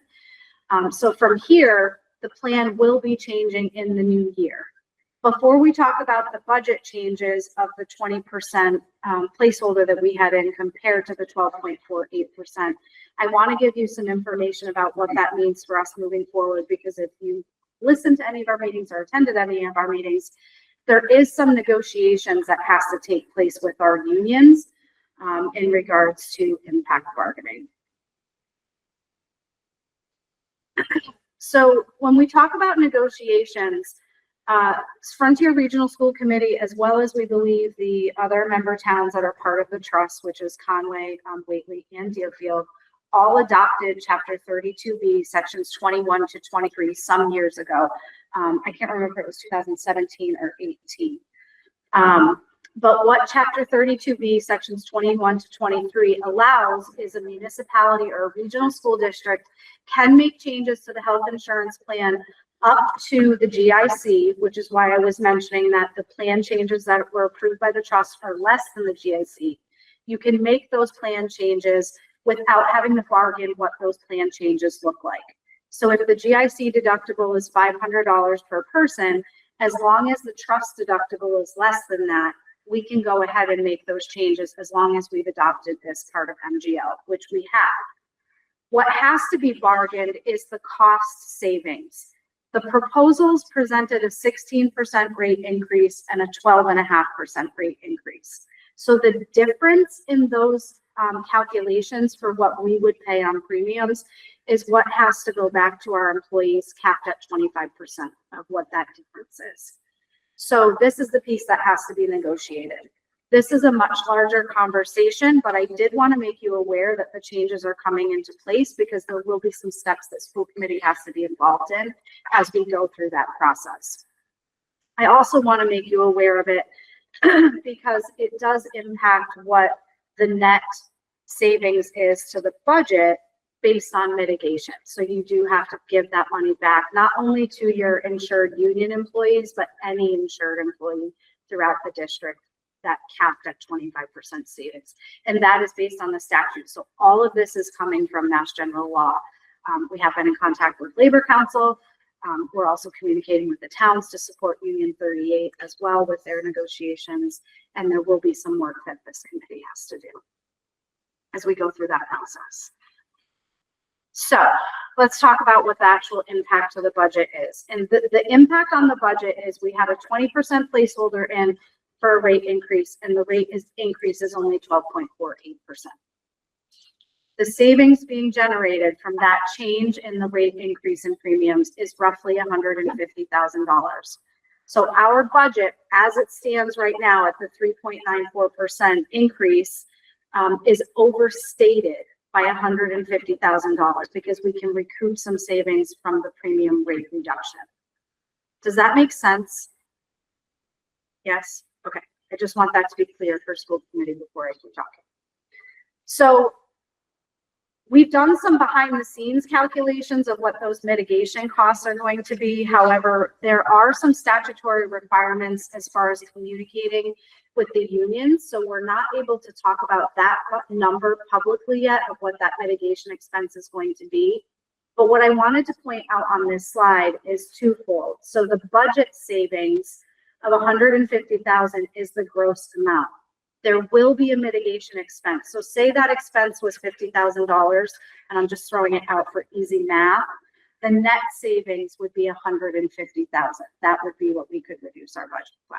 100. I mean, 100. Yes, sorry. At least he's paying for I was trying to make it simple and didn't make it simple enough for myself. So 100,000 would be our net savings if we had 50,000 of a mitigation expense. I think it's just important to point that out as part of what this process looks like. Frontier is fortunate in that it has school choice funds, or we could use, oh, Celia, let me stop before I keep going. Oh, okay. Is the mitigation expense, that's the 25% of the difference between the 12.48 and the 16%? You got it, exactly. Okay, thank you. I just wanted to double check. Great question. Okay. So we are fortunate that we have school choice funds available, which we've talked about, sort of operates in a way similar to our free cash because it is a revolving fund. I could have also thrown on this slide to use excess and deficiency. The difference in E&D and school choice is that E&D, all of our member towns have to approve the use of that, whereas school choice, school committee can access those funds. So because we have those funds, I am recommending that the mitigation expense, that is a one-time expense, because it's only based on the calculation of the difference between the 16% and the 12.48, half of the 25% in the first year. So it's a one-time expenditure. Rather than inflating our budget by, if it was $50,000, let's use an alternative funding source to cover the mitigation expense and fully recoup the budget savings into our budget. Does that make sense? Did I explain that? I think that number, while it still has to be determined and worked out. You know, I think that using the $50,000 would be the very high end of that number. It's probably even more highly than that. But so we're not talking about 25% being $100,000. Those of you who are not quick enough to able to do the math on that. But it'd be under $50,000. But it is, it's kind of throw that number out. Because we do have to keep it general, but I just want to have like a general, like, ballpark idea of what that is. Yeah, it's not hundreds of thousands of dollars. That 25% savings in the difference of the two rates is not astronomical. If we were holding money aside, we would hold $50,000 aside and thinking that would be less than. Yeah, exactly. Okay. Any other questions on those components before I keep going? All right, hearing none. So let's talk about recommendations. So the administration behind the scenes, as we do with all of our budget processes, to make recommendations to school committee based on what we feel balances that fiscal responsibility and meeting the needs of our students and staff in the building. So we're presenting you with two options here. There are probably a million other options, but so as not to go down a crazy rabbit hole, we're really presenting you with what we think are the best two options to move us forward. So what we are recommending under option A, and this will come back to deliberation for school committee to continue to have conversation, is that we apply the $150,000 to reduce the budget. We also at the same time maintain the position reductions outlined previously, which was a total of $300,000, and then those positions that we showed you in the first presentation for the public hearing. We're also recommending that we reallocate rural aid funds. At the last meeting, we agreed to use $100,000 or $110,000 of rural aid to offset the budget. We're recommending that we reallocate that to the parking lot. The purpose behind that would mean that the capital expense gets offset to our member towns, reducing their total assessment. So while the budget isn't really coming down a ton, we are looking at not having a capital. So the original reduction was a $400,000 reduction in the public hearing budget. We used $100,000 of rural aid and $300,000 in positions. Option A recommendation applies an additional $40,000, from the health insurance savings, making our total reductions to the budget 440,000 and removing the capital assessment by applying rural aid. Does that make sense? So ultimately, we're reducing our expenditures to our towns by 550,000. Really, they'll see the most recoup in that capital assessment. I'm going to give you more information on what that looks like moving forward as we go through. Let me get into option B quickly. So an alternative consideration would be to keep up to $150,000 in positions based on the administrative recommendation. So some portion of those positions that we recommended being reduced would be saved, for lack of a better word. Not all of them, but up to 150,000. We would maintain rural aid on the budget as an offset and maintain the capital assessment. So with this option, it basically means there's no reduction to our budget and there's no change in our assessments. So our budget would come in at the same level, 3.94%. We would still assess our towns for their portion of the capital assessment. And the budget would be, it was like $13.8 million for the general fund. This results, again, just to repeat here, make sure everyone understands the differences in option A and option B. Option A actually has an additional reduction to the budget and a reduction to our member town assessments. Option B maintains status quo as presented in the public hearing. To comment on option A, since it is our recommendation, I think where it's keeping consistent with is that we do need, our population has gone down and we do need to shrink the budget. We don't need to. It's our recommendation that we shrink the budget. And I think, you know, they opened up the conversation. I know that the dollar amount has changed, but the demand from the towns has not changed. And it is very high going across each of the towns. Each of the elementary schools budgets are higher than what is normally considered an acceptable range. They still have to take on the insurance costs. And you got one town that's going to be dependent on an override to pass the budget. And so that's one of the reasons going through it. I've heard, you know, I listened to all the commentary that, you know, was given to us, and ideas and thoughts from our teachers and parents and such. And cuts are hard, and there's no steering away from that. And there are reductions in services, and we heard from different members about each and every cut having a different impact on this building. And we did not take that lightly, bringing those cuts forward. I don't want to get into debate of, what our recommendations are. I think that would be unhealthy to, devalue positions or to counterpoint, usage of, let's say library or, special education needs, or, we are charged as administration to advise based on what we in the building and what we see is going to have the best impact in a negative situation. And so, or that's probably a terrible way of saying that, but the least amount of impact, but it's going to have an impact. Anytime we reduce services, we're going to have to adjust. We're going to have to, move things around within the building to do so. And so, but looking at the reason why, again, Shelley and I are looking at, Shelley, I, and the administration are looking at A as the recommendation is that if we use that school choice money as not school choice, excuse me, rural aid money to offset the budget, we start in deficit next year, unless we get full funding of rural aid. And it was inconsistent this year where it went down by 25%.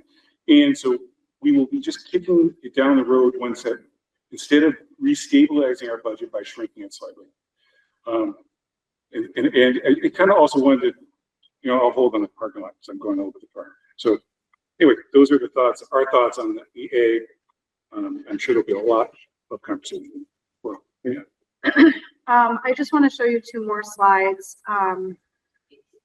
And I'll make another comment to feedback on Darius is, as your CFO, it is my job to make decisions or recommendations to you that are the most fiscally responsible while balancing the needs of our students. And as Darius said, with enrollment changing and what you're going to see on the next couple slides about the savings and maybe hear some more about the impact to our towns, sometimes really hard decisions have to be made that are that are really based on finances. Okay, so let's look at the assessment change with option A, since that is the administrative recommendation. So this shows you what the reduction in the town assessment would be with option A. Some of these numbers seem minimal when you look at, think about the grand scheme of things of the town's overall budget, but when we break it down by percentage points, Conway would be seeing a reduction of 24,000, Deerfield 70,000, Sunderland 39,000, and Whately 16,000. I'm going to stick with Sunderland since Keith brought up their percentage point and already talking about an override. A $39,000 savings for Sunderland equates to at the elementary school over one full position and over one full percentage point, which when you're talking about reductions of 8, 9, 10%, that has a significant impact. Keith also said this too. I think you said this. It's not Frontier's responsibility to carry the weight of the elementary school's budgets or of the town's budgets. However, we all have a responsibility. We're in this together, and we do have to make decisions that are most fiscally responsible and that are going to move our budgets through the budget process. So overall, what that looks like in assessment wise, there's a lot of numbers on the screen, but you can see here for demonstration purposes, the capital assessment is zeroed out. Our assessment growth changes from that 530,000 to 379,000, and you can see the breakdown accordingly. So to easily look at Sunderland and keep with that same theme. In the first iteration of the budget, their overall assessment growth was $250,000, and at this iteration for option A, it is only $211,000. Again, doesn't seem like a lot of money when you're talking about the grand scheme of a $2.8 million assessment, but every dollar counts towards balancing our member town budgets overall. I think Keith mentioned they've got fire, they've got police, they have all of the other town departments to manage, and it is part of our conversation as being a rural district of how we balance all of the needs and all of the different pieces of the budgets. I think.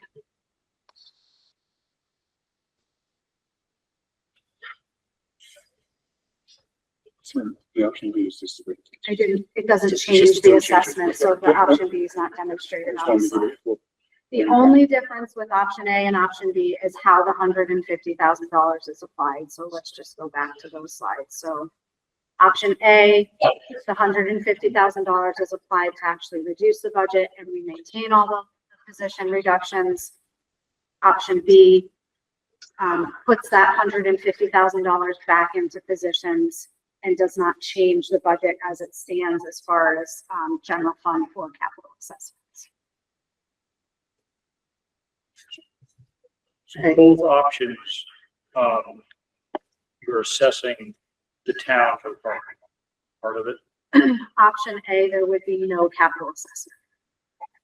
Option B, there would be. Correct. I think it's important for folks to understand, to understand how when our budget does go to the town figures out how to fund that budget. So they're going to look at their increases, from taxes and so on and so forth, their growth.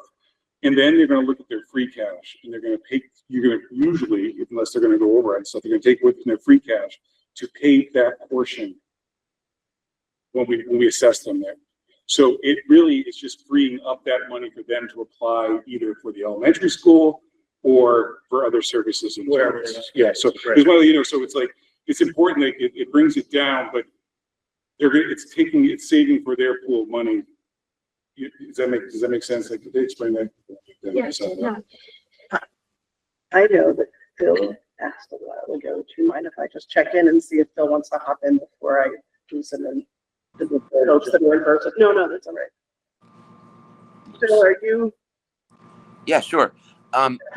So, first of all, I was just interested in, since so many of the public comments sort of made the inference that we were pursuing a parking lot renovation at the expense of people's jobs, whether Darius, whether you could discuss the budgetary relationship between capital projects and the instructional budget, and how that looks at town meeting and what that relationship is, just so that we could sort of dispel that inference.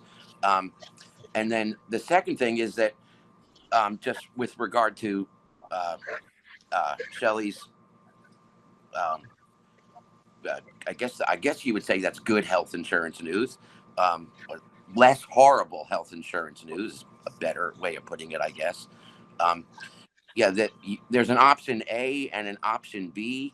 Is there some? Have you contemplated sort of something in the middle, like an option C, where some or one position is retained, and the assessment for the parking lot is lowered but not eliminated? You know. So, all right, so you asked a lot of questions there. Yeah, sorry. To go in reverse order, we kept it very straightforward without creating a menu of things to choose from. You know, in the sense of, especially since the fact that our recommendation is A. And as Shelley said, this is A and B. There could be 100,000 different versions coming off of that. And so it's hard for us to then, you know, provide a menu of options of things we don't want to serve. So to kind of put that there, but to go back to your first, so I don't know if you want to talk about that because you had two completely different. Yeah. I don't want to just kind of roll over the first part where you talk about the parking lot, because I do want to comment on that. Well, I mean, sure, that I agree that there could be many permutations, many different options, but you know, I go back to what we always talked about as being the threshold for job elimination, and it's basically whether we really have to, and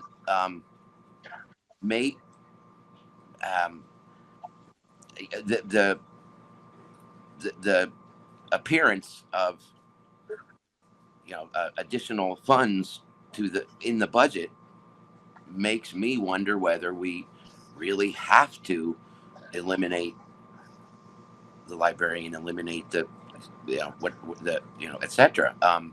It's, you know, one thing, the attrition positions are one thing, the actual jobs being lost or to me always are in a different category. And what's the budgetary impact of saving those positions? And it seems like there'd still be some reduction in the capital expenditure, or the capital request to the towns. Yeah, you're right, Phil. There could be. There was 4 iterations that Darius and I talked through after talking with George about priorities and how to navigate all the pieces. One of them was put $75,000 back in salaries, put $75,000 either back in budget or towards capital, because 6 and 1 half doesn't need another. So we did throw that out there as well. I think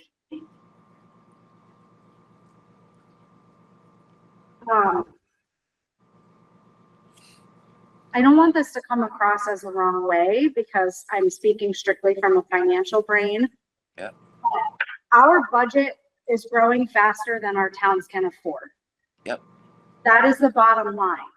And we're having an opportunity right now where we can, because the health insurance is coupled with that and it's growing our budget, we have an opportunity where we can take care of reducing some positions based on attrition, which do not impact people's lives, and make some other changes based on enrollment.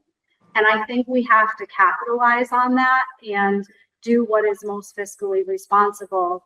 I hear the library conversation. I'm not really involved in how that gets organized. I'm just coming from a fiscal perspective that there does need to be some change in the level of staffing that we have carried in our budget. And what that looks like, you know, comes from the administrative recommendation first and then comes back here. But I do think we're at a point where we have to make some changes.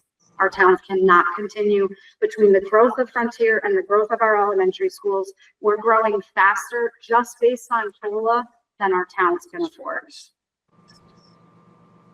I hope no one will take that personally.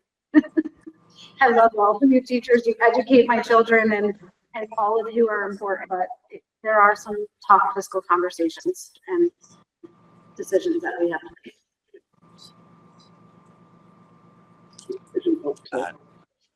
Piggyback off that, or Well, I was just going to speak for the parking lot. Just want to point out that the parking lot and position are not one-to-one changes. That they're completely different revenue streams. And then even if we were to blow up the budget and say, we'll just take whatever has been put into the parking lot over years of planning and fund positions, that money disappears next year. Those positions won't be funded the year after that, and the parking lot will be a mess. It's not a one-to-one at all. Yeah, that's what I was asking Darius to get that, you know, and it's a separate vote at town meeting. It's not, you know, the parking lot is a separate warrant article. People can vote against the school budget and for the parking lot and vice versa. It does not, we are not robbing Peter to pay Paul.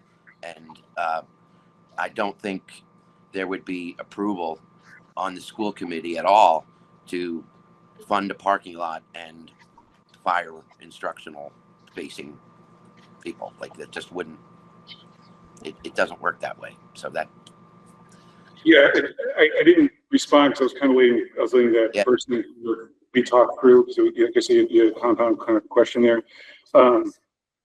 We also, you know, and I know you're right. Someone made a comment like, we get a gravel parking lot and you know, if we could save positions, but that it's not a we are already using school choice money in the budget. This would be in addition to that. And the cost of those, you know, this building's an asset that we have to maintain. And then when you put off projects, it gets more expensive. It also, when we start creating liability issues with the level of damage our parking lot is, when we start having potholes that are over, you know, 3 inches deep, it's a liability issue.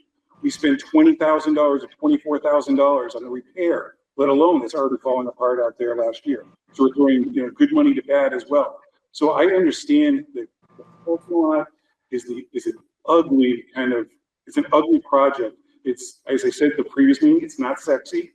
You know, we wish you could do without it.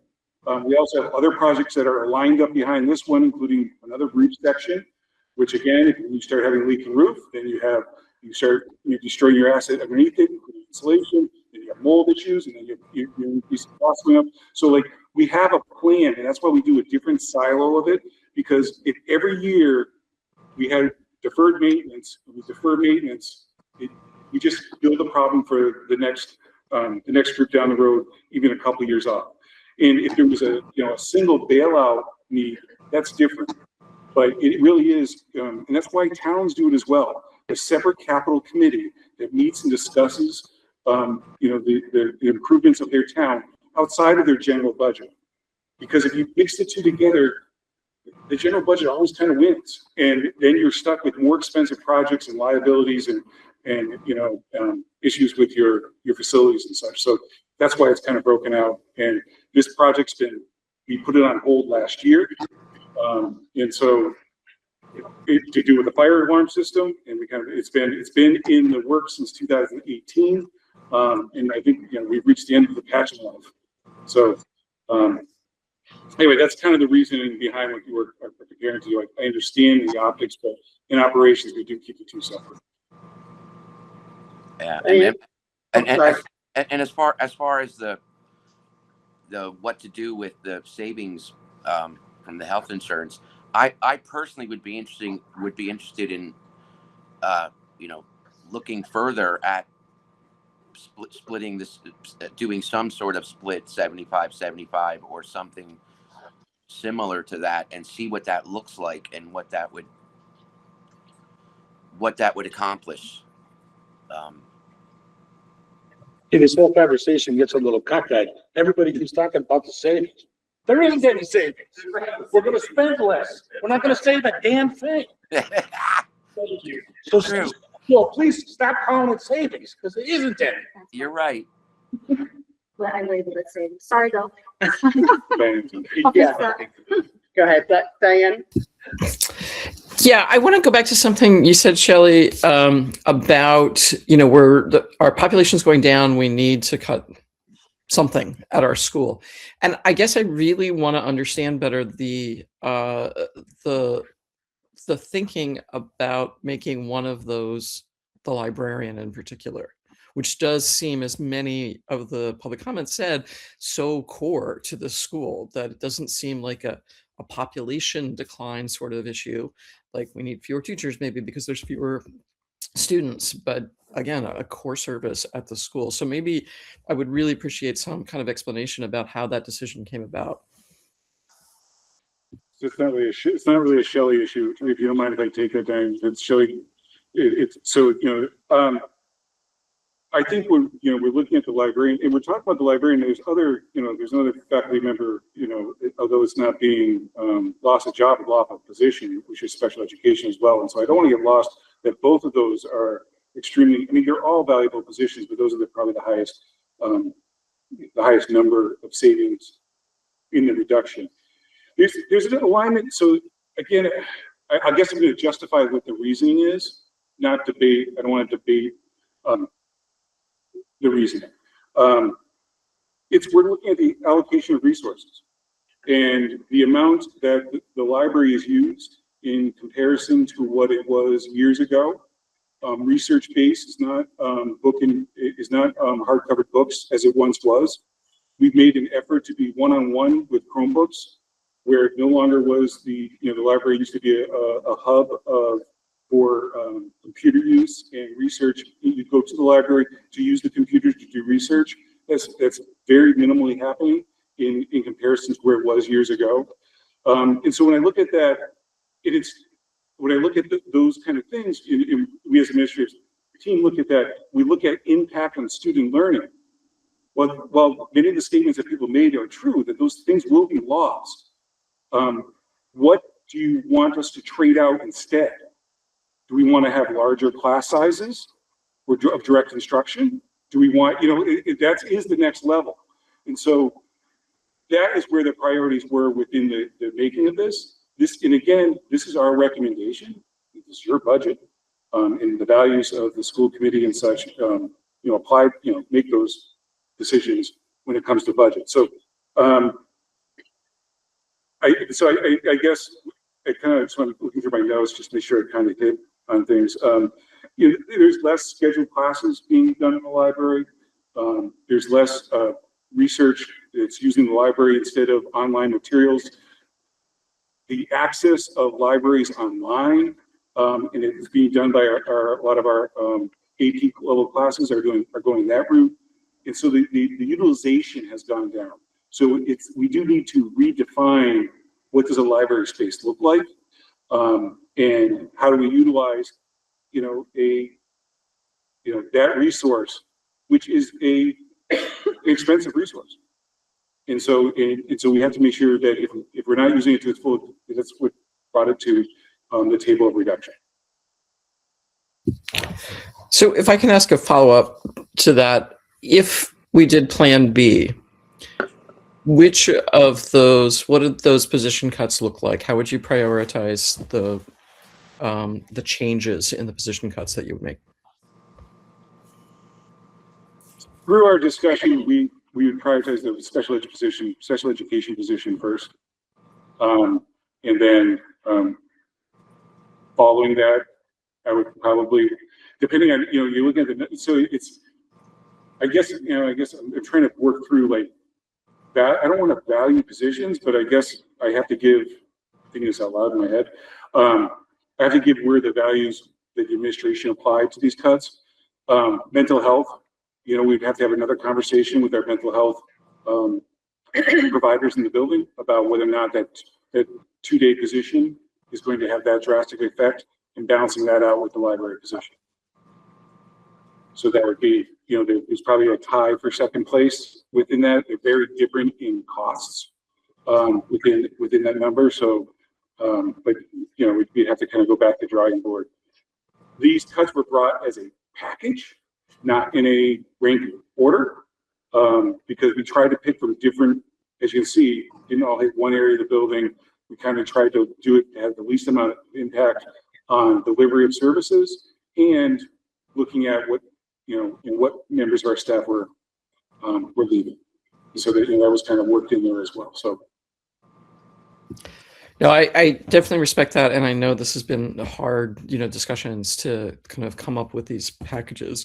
It's just that you're asking us to choose between two options, one of which involves fewer position cuts, and so it's not a package all of a sudden. And we need to take that into consideration as well. So, could I? So you asked what else? In what other location? What other place could cuts be made? And the one person, there was one suggestion of all the public comments to take a look at the curriculum position, the curricular director position, the secondary curricular position, and and in all my years of school committee, whatever it's been, 15 or 18 or whatever, in all the discussions with school committee members from other districts, I always got comments like, "You're so lucky to have a separate curriculum directors for elementary ed and secondary ed," and I, but I don't know statewide what the statistics are, but I was sort of led to believe that we were outside of the norm in that I know that there's districts that function without a curriculum director at all.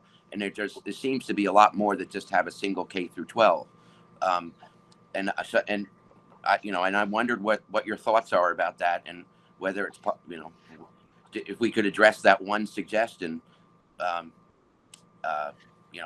is there something to be said for a part-time curriculum director or so? I don't know, but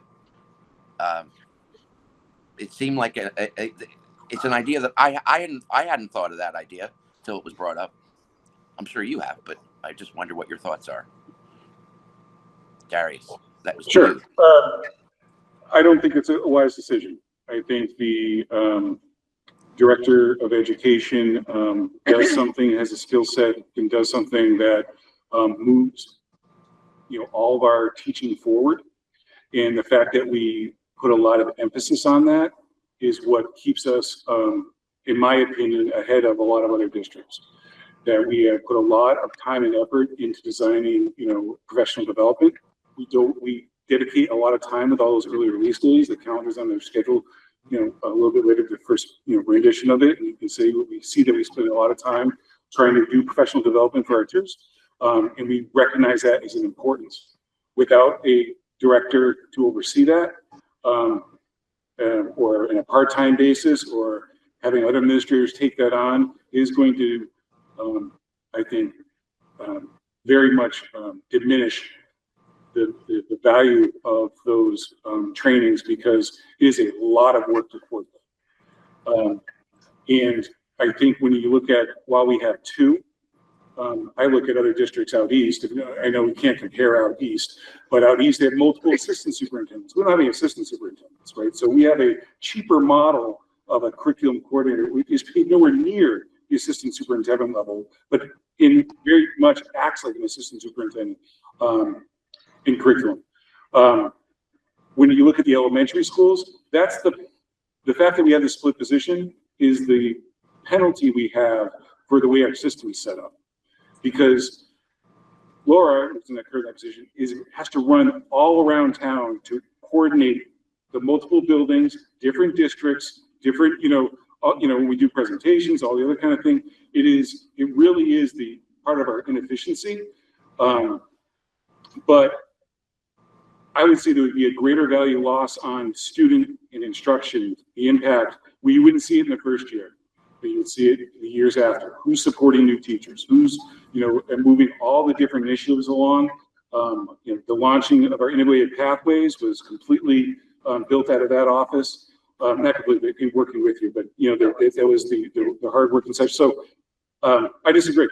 So, and I'm shocked that neighboring district decided to do that route.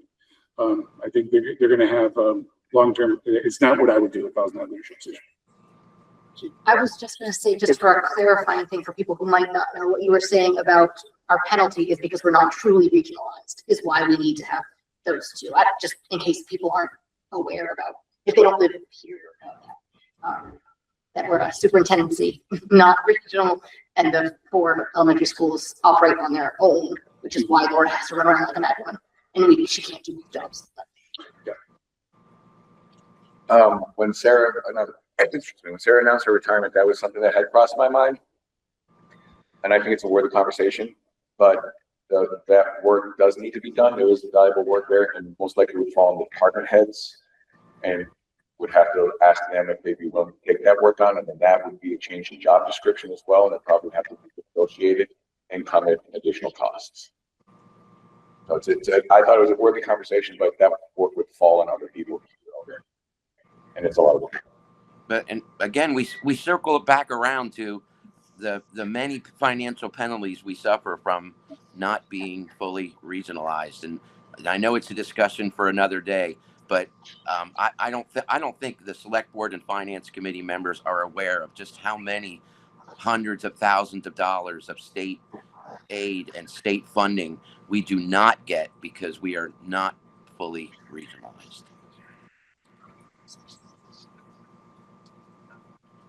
Shelley, I'm wondering if you can speak a little bit to some concern that was raised about grants that are tied to the library. I'm not aware of any grants that we received based on the library position. I did make a note to look into it. I'm not aware of any specific grant, state funded or otherwise connected. And are either of you guys aware of any loss of resources for students to access with the reduction of the library position?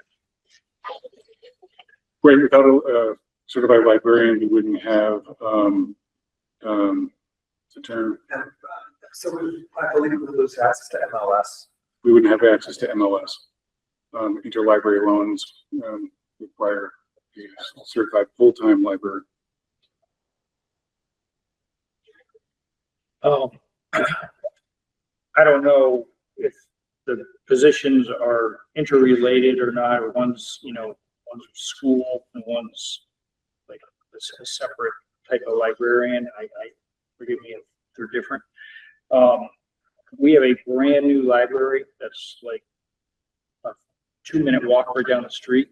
I don't know what type of resources they have, and if there's any if there's any time in a day that we worked into kids' schedules, that if they do still need to seek out resources, if there's an opportunity to get those resources at the town library, that is a huge new building. Yeah, I think if you talk about MLS and if students wanted to get certain books for research, majority of research projects now are not book based. You have to sign up for a book to be delivered a couple days later. Just not how the speed of things are working. But you're absolutely correct. That is a loss.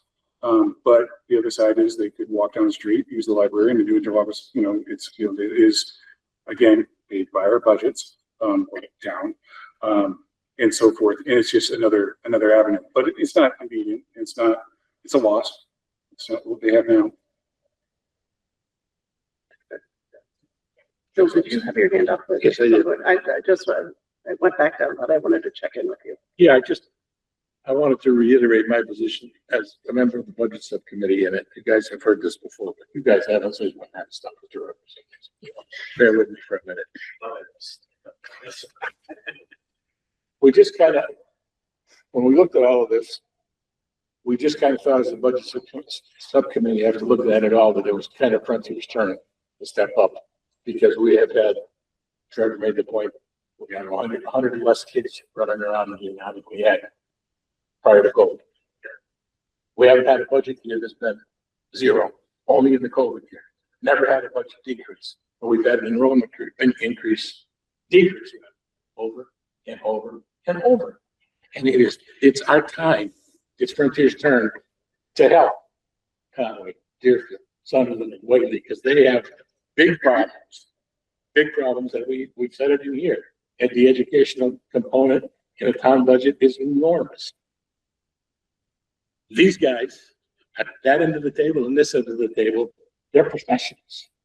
When they come to me with advice and tell me, this is what we can do and not hurt the program,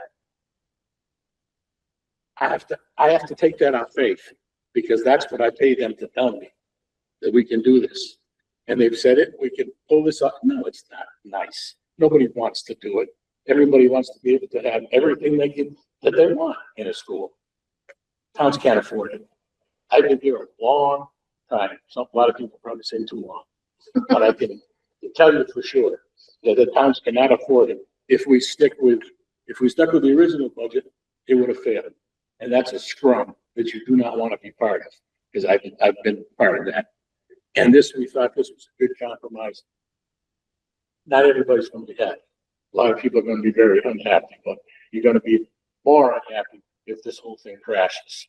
And I have to trust the people that I hire to make these decisions for me. And as a budget subcommittee member, that's why we made the recommendation that we made. This is the way we think that the committee ought to go.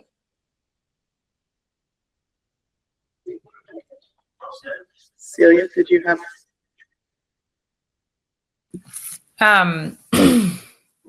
Yeah, this is my first time going through this budget process, and I feel like this is a little bit of a trial by fire year,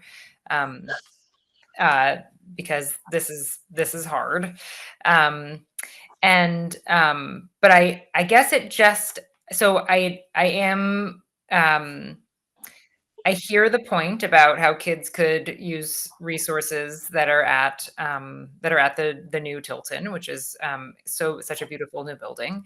But I also feel like there's like, okay, I think there's two pieces that I want to say about, like, I think what a librarian does has shifted. And so when you're saying that, like, sort of like numbers are down, or sort of, like sort of access is down, I think that, like, some of the metrics that we use to think about what a library serves as have shifted a little bit. And, like, I don't think anybody would argue that book circulation is down. I think that what a librarian does has like kept pace, and has shifted from helping kids check out books and, interlibrary books to get them to arrive in time to do research before a paper. Like that era, I think, is kind of mostly gone by, not entirely, but mostly. And, but that, like, the sort of the, like, anyways, I sort of feel like there's, like, looking at the numbers on book circulation is, like, not quite the right way to capture what a library does. And also, I also think that, okay, I need, like, a little bit of permission to speak in first draft on this one, but I feel like there's sort of, like, we're in this AI bubble right now where there's a really powerful search engine. Is my audio still coming through? Yes. Okay. There's a really powerful search tool that's available in AI. But I think that in the pretty near future, a lot of what's available and what's currently available helping kids search the internet more effectively in free AI is going to disappear. And that having the hard skills that a librarian has to help kids, like, that's all going to be monetized. And whether the school has access to that or not is, like, I just don't know what's going to come for that. But I think having some of those skills about how to access things is going to be incredibly important when that shifts. And I don't know when that's going to shift. That could be, like, I don't know I'm not paying enough attention to AI to know when that shift is happening, but I think it's going to happen. I think everybody's saying it's going to happen. And I think that when that happens, that kids are going to lose some of and I don't mean using AI to write papers. I'm not talking about generative AI. I'm talking about using AI to do more effective searches, because I think that's a really powerful tool right now. Anyways, that's just, like, another concern that I have that feels a little bit,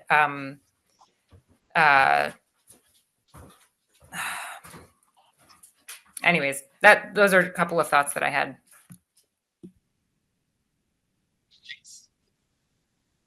Jessica? Yeah. So I'm also speaking in first draft. Thank you for that phrase, Celia. This question about the librarian and the other positions is really heartbreaking. I listened to every public comment. I'm taking minutes. Every single public comment has been documented for the record. And I need to speak very directly to my school committee colleagues that Frontier, you all know, does not exist in a vacuum. These are heartbreaking cuts that we are considering. And Sunderland Elementary is looking at much more severe cuts than a librarian. Last night, Keith and I attended a joint meeting of the Sunderland Select Board and Finance Committee. The Sunderland Elementary budget is, our needs-based budget is an 18.31% increase, 18%, which is absolutely unheard of. We've had a wonderful influx of Newtown residents with high special education needs. And because we are a small town, we can't just absorb it. The conclusion of last night's meeting was that Sunderland Elementary is being asked to target a budget of a 10% increase. So we are looking at cutting 8%. We don't yet know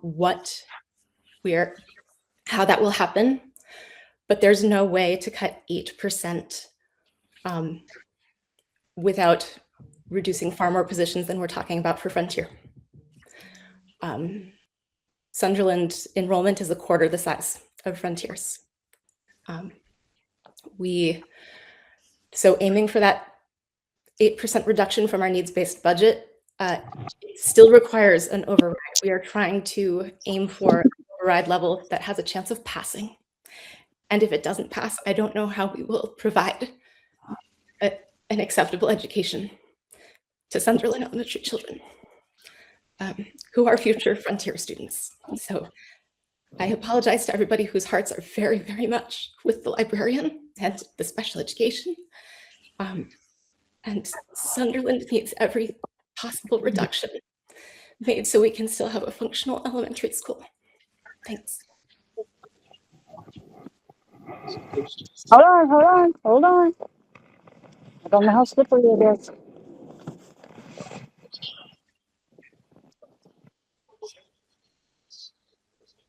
Can I refocus in paths forward here? That what we decide on to move forward to Thursday's budget. I'm just going to kind of lay out a few paths, and you can tell me what this looks like. That we could decide to move forward with the budget as stated with option A, recommendation A. We could, which is recommended by the finance committee. We could also move forward with option B, or what would something look like if we put forward some other recommendation. I'm just saying that because we've had other thoughts out here, and I think it's important for everybody to see what each of these things would look like. Because if we put forward something else. I mean, you have the general gist of numbers, right?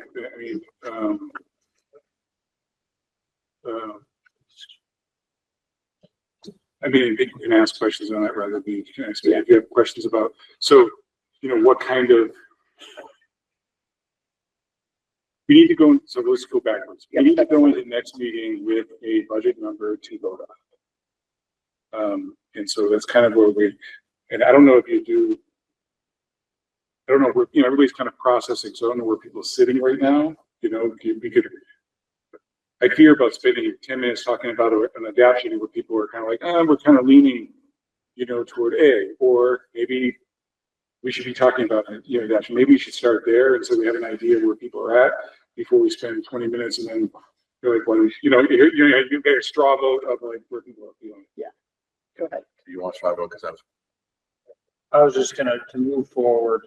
As heartbreaking as all this is, and it's hard, but the numbers are the numbers.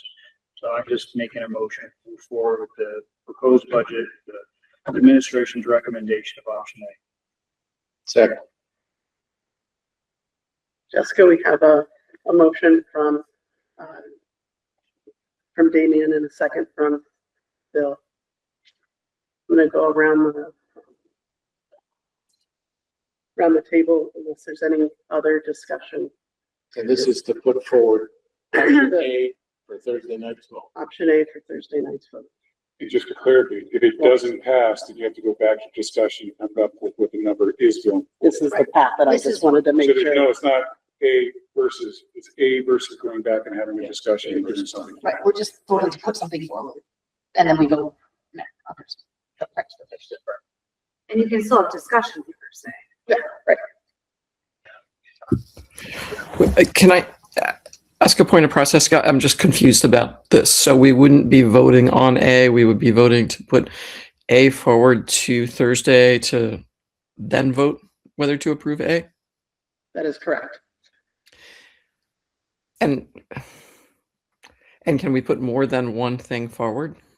Yes. To Thursday? I'm confused. You get rid of one. And just we said it whole thing another week. So let me just clarify, because we vote on this motion as stated. But if Diane wanted to put forward another motion with another option, that could also. Because we've Because already you had need someone to, make. so you're voting Because- on, you need to give Shelley directions. I say Shelley should do all the work on it, to fine tune all the numbers so that when you do a budget vote on Thursday, it's correct. That's why So- the motion though that I just presented. Right, so that's great, so you could ask Shelley to put together many, I'm gonna use the word multiple, but, other options as well, that you wanna have both options in front of you to discuss on Thursday. So you're absolutely correct that you don't have to do the final vote tonight. Moving it forward, Diane, that was a good catch, because it feels like that was doing that. It's just that we need direction to we need direction from you. There's no way you're getting out of it without voting to, I would say, unless you give us 10 different votes. But you do have a motion and a second. Yep, so we have a motion and a second, and we can discuss the motion before the vote. One of the things that I would just put forward there for you, Diane, is that you could put forth a request for an amendment to the motion. You would then have discussion and vote on an amendment to the motion if you wanted to clarify other pieces of the puzzle that you'd like to ask Shelley to bring forward. Then I think, yes, I would like to move to amend that to put both of those options forward with some detail for Thursday, because well, that's my motion. I don't need to say the because. So I'll second that, and I'll also make a further motion for another amendment. which Hang is on, to do- hang on, we're just gonna pause, because we're gonna get too far down the rabbit hole with this. I'm already keeping track of where we are with motions and amendments, so we're gonna stick with the first motion, and I'd like to clarify this both for Jessica and the committee, that Diane, what you're asking is for the motion that Damien put forward to include both the recommendation on option A and B for what that looks like. Yes. Point of order, I made a motion to move forward with the budget as presented with option A. Does he have to accept the amendment? It's his motion. He doesn't have to accept the amendment, but that would be a friendly motion, but we do have to have discussion on an amendment that has been seconded. You want to amend it, and you vote Damien's motion down, and you amend it.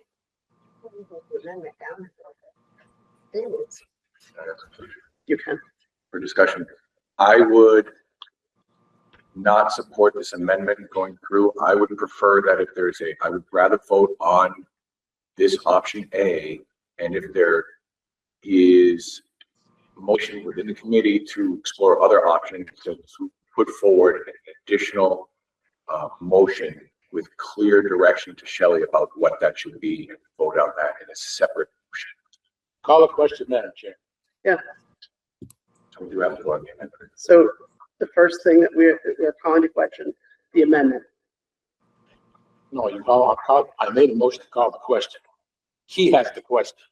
You got to vote now on whether we're going to call the question, and debate is over, and we vote on the question. That's how Bill's right. what it works. Bill's right. Don't have to vote the amendment?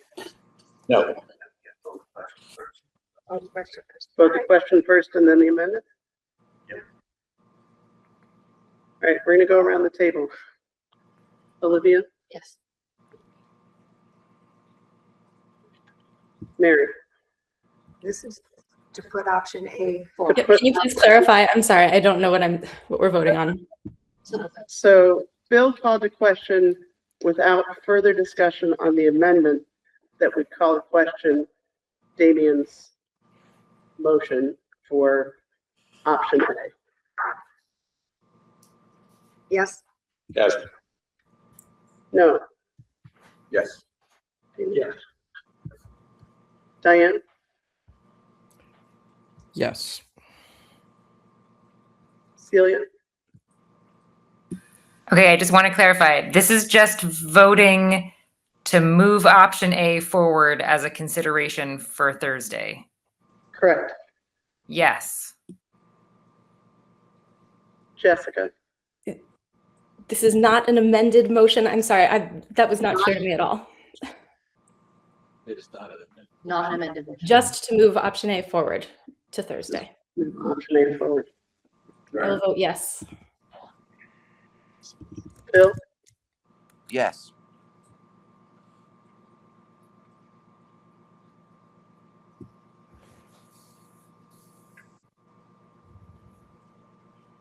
It feels like there's unresolved questions that folks may like Shelley to work on, but I'm not sure our best in this. Then you gotta get a motion to pass and Yes. direct Shelley to do that. And if you don't get it to pass, well, go home. Go ahead, Celia. Okay, so I would like to request, and maybe I need to make a motion.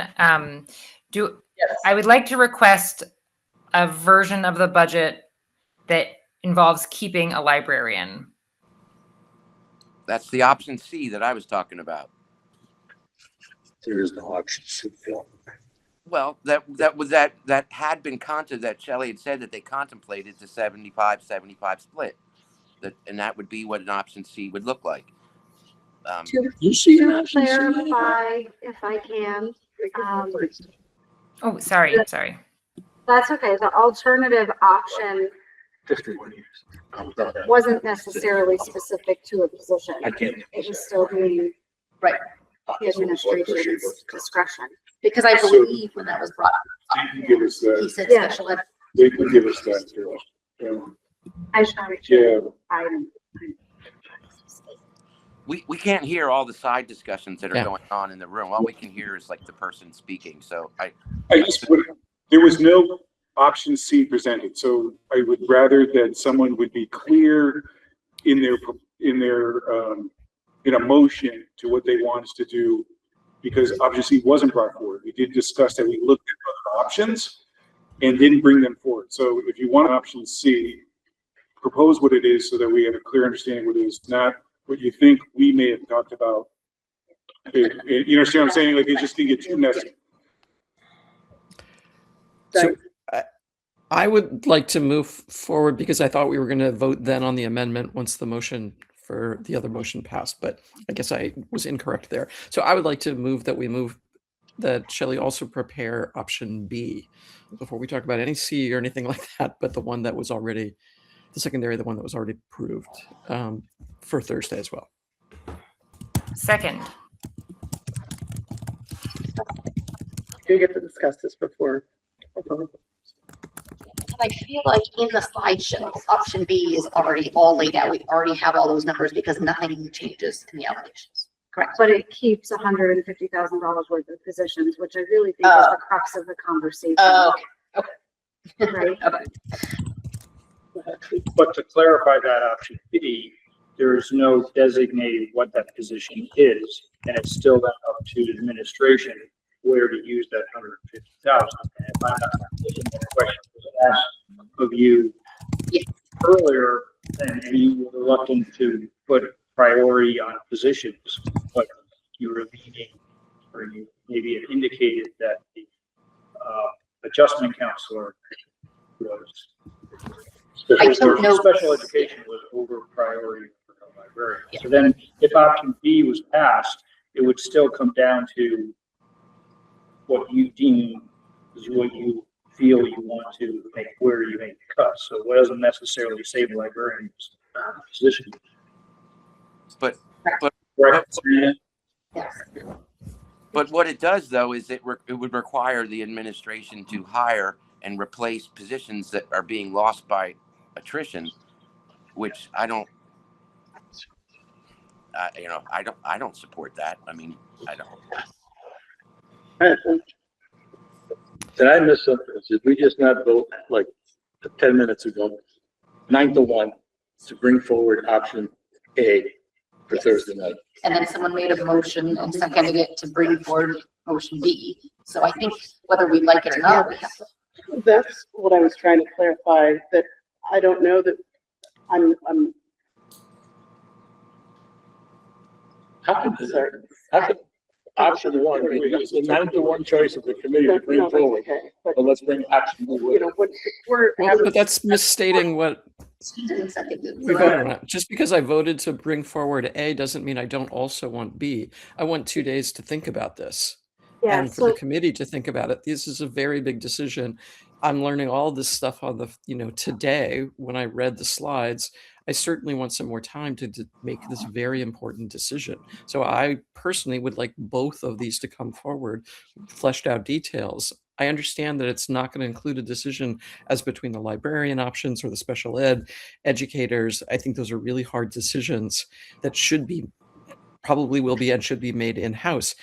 But which direction to go with that 150K seems pretty important to me that we bring that forward.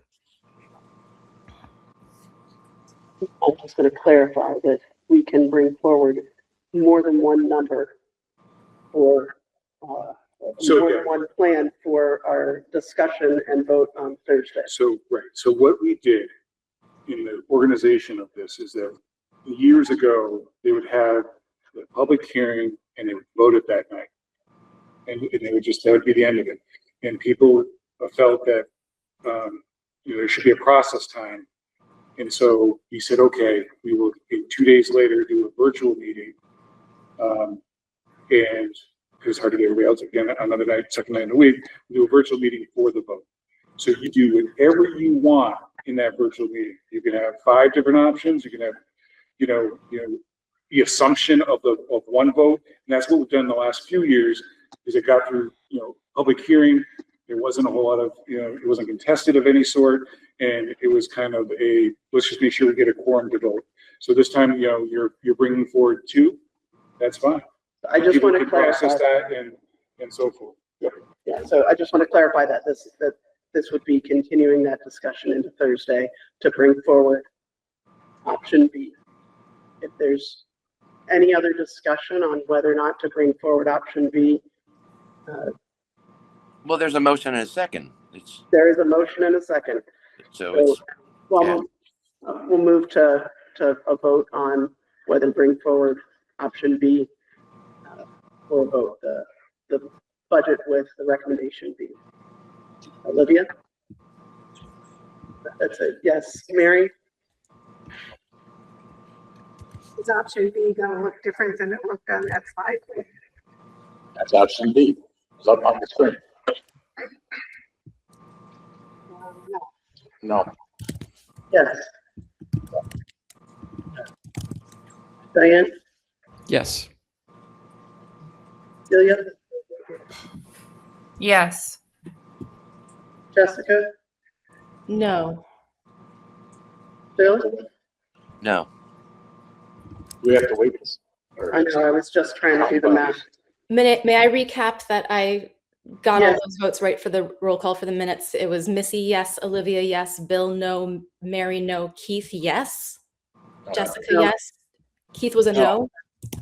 Jessica, yes. Diane, yes. Cecilia, yes. Damien, yes. Phil, no. Jessica just voted no. You I were- voted. Thank you. Yeah, I'm trying to multitask here. That's okay. So that is 5-5. And Damien was no. Damien, okay, 6-4, 4-6. The motion failed. So and I'd like to make a motion for an option C to be considered, which would simply, and to carve out from there the cost of the librarian, and with the balance being reducing the assessments, uh, you know, as set forth in option A.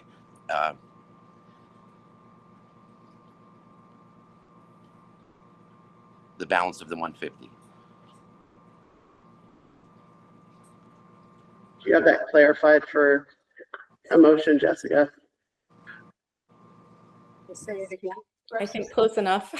Okay, let's restate it so that we know what it is we're talking about and voting on. So Yeah, be my guest. it sounds to me, and Jessica, you can tell me if this doesn't sound like this is what was said, or Phil, you can tell me what this doesn't sound like it was said, but the motion would be to put forward the budget as stated with a third option for saving the budget of the librarian, and that would be specifically stated that that would be for the librarian's salary. And yeah, I mean, that would be the question. Do you want that stated in there? That would be the intent of the motion. Whether or not the administration feels that that's the best way to phrase that, or just whether the amount, you know, I'll leave that to others. But the intent of the motion would be to of the balance of the $150,000, to use part of that for the librarian position, and the balance of it to go to reduce the assessments.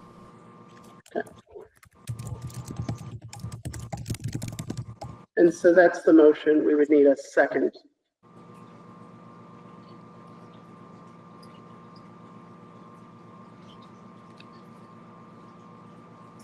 I'll second that.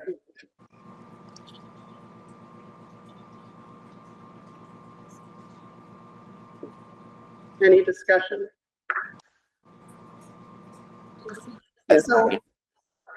So the problem I have with that is when I'm listening to administration, who I think probably has been over every scenario there is, if it's the only way to get to a budget that we can work with is personnel, it has to happen. That's my opinion anyway. And so if it's not the librarian, is it a science teacher, a math teacher? Is it the school nurse? Is it one of, you know, is it the school adjustment counselor? It has to be somebody. And so I'm just knowing the time that they have put into this budget season, I know they have looked at many, many scenarios, curriculum coordinator, all of it. And I have to trust that they have come up with the best and the most doable. So I understand your option C, Bill, but designating a librarian and splitting things up, I think is confusing and hard. And you know, I agree with everything that you're saying. To me, the circumstances have changed slightly in that there is we're spending less on health insurance than what we thought, and so there just seems to be considerable public sentiment. There seemed to be considerable sentiment on this board to save that position, and I think that it's worth talking about further and seeing what the numbers look like. And you know, seeing what the numbers look like seems like a worthy endeavor.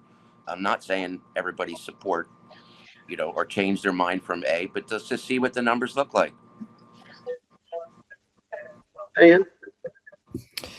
Yeah, as much as I wanted the B option, I don't want this, because I do want to leave it to the administration to decide as between these two very vital sets of services, of special ed or librarian. And I would find that very hard to evaluate that because I'm not there on the ground. And so that's why I'm not actually in favor of option C. It's just a bad idea for the 11 of us to start cherry picking line items in the budget after these guys even prepared the budget. It's just a bad idea. They've given you the best advice that you could ask for. And for us to be cherry picking line items, let's put this one back, let's take that one out. That's bad. I'm just saying I want to see the numbers. See what that decision looks like.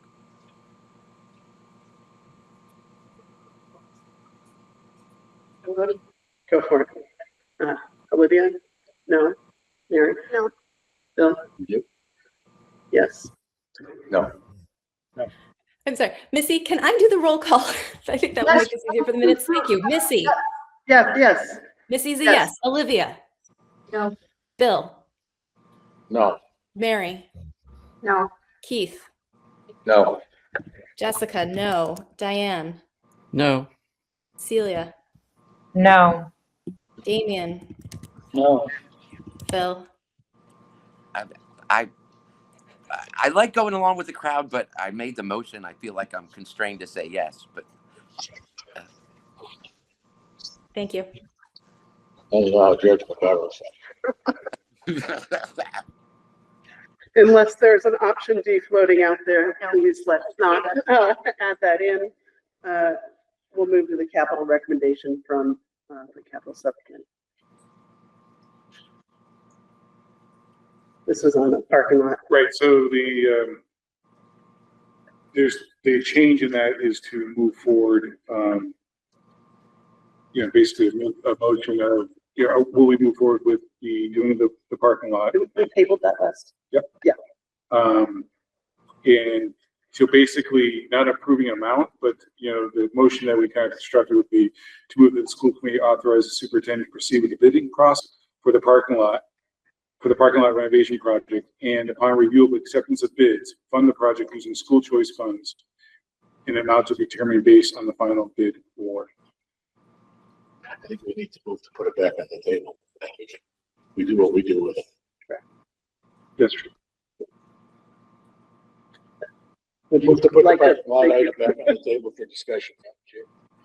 Second.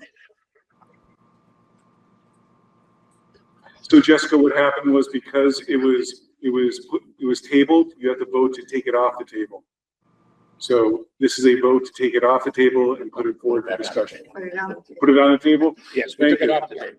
We tabled. Great time. We would like Thank to put you. this Who motioned and seconded? Bill motioned, Mary second. Would you like to roll call? Yes, please give me 10 Yeah, seconds. I didn't think about it being difficult for you to keep track. I don't know how much this is being made harder by me being remote, and it's 2.5 hours of looking at my screen. And sorry, hear you. I'm trying to untable. Is that the verb? That'll work. To put it on the table? What somebody give me one. It's to take it off the table. It's to take it off the table. Because we tabled it. Okay.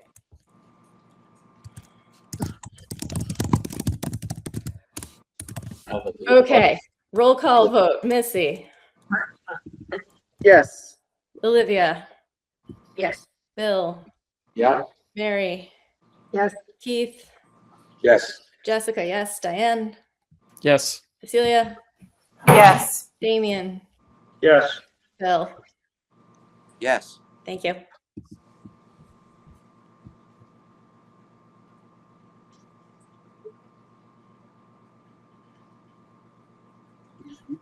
All right, it is now off the table.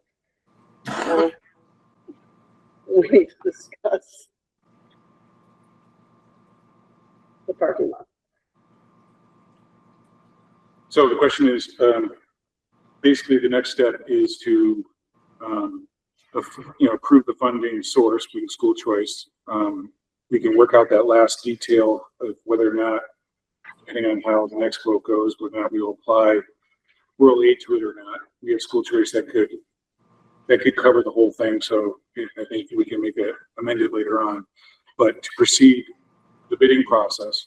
So we would put that out to bid as we had it put together. That bid would then come back to school committee to approve. So you can't move forward with the project without your approval, but it would be that we put funding sources aside, which is the school's choice money, and to move forward with the bidding process. I don't want to hold this off another month because we want to get this process going as contractors are, it's a summer job and they're starting to fill up their schedule for some. I'll make that motion, Madam Chair. I'll second that. Did you catch Bill and Olivia? Okay. Jessica will send you the wording I read. The full thing, I have Mr. Smith moved, seconded by Ms. Leone to approve the school choice funding source and instruct administration to move forward with the bidding process for the parking lot project. Is that adequate? Sounds great. Okay. Whenever you're ready.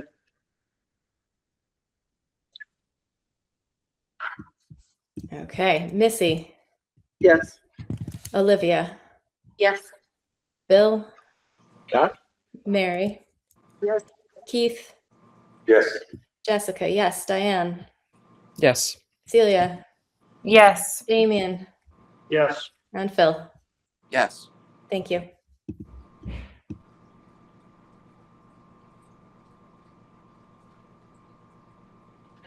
You have reading on that second. So we are on the second reading of the parent observation policy, KIB. There was a couple changes that were submitted. One was to have stronger language on that parents would sign a confidentiality prior to visit, be required to sign. I think before it said may sign. The Teachers Association asked if I would include that we would not do observations the week prior to a vacation. If you can imagine. We added that under scheduling considerations. It says under ordinary circumstances, classroom visits will be strongly discouraged during the first 2 weeks of school and week prior to vacation. So it could technically happen if everybody was in agreement, but that we would be strongly discouraging. So looking to vote to move this policy forward. Let me question.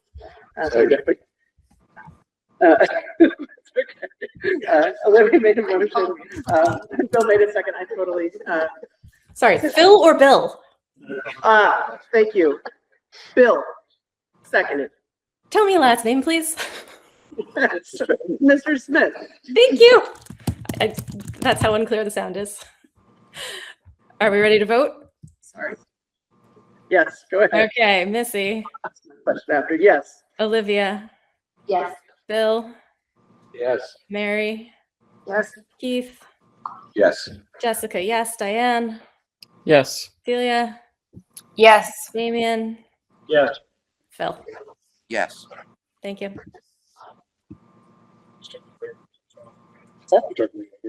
Yes, that's better. It's fine. Not a big deal. It'll take 2 seconds. We have this calendar.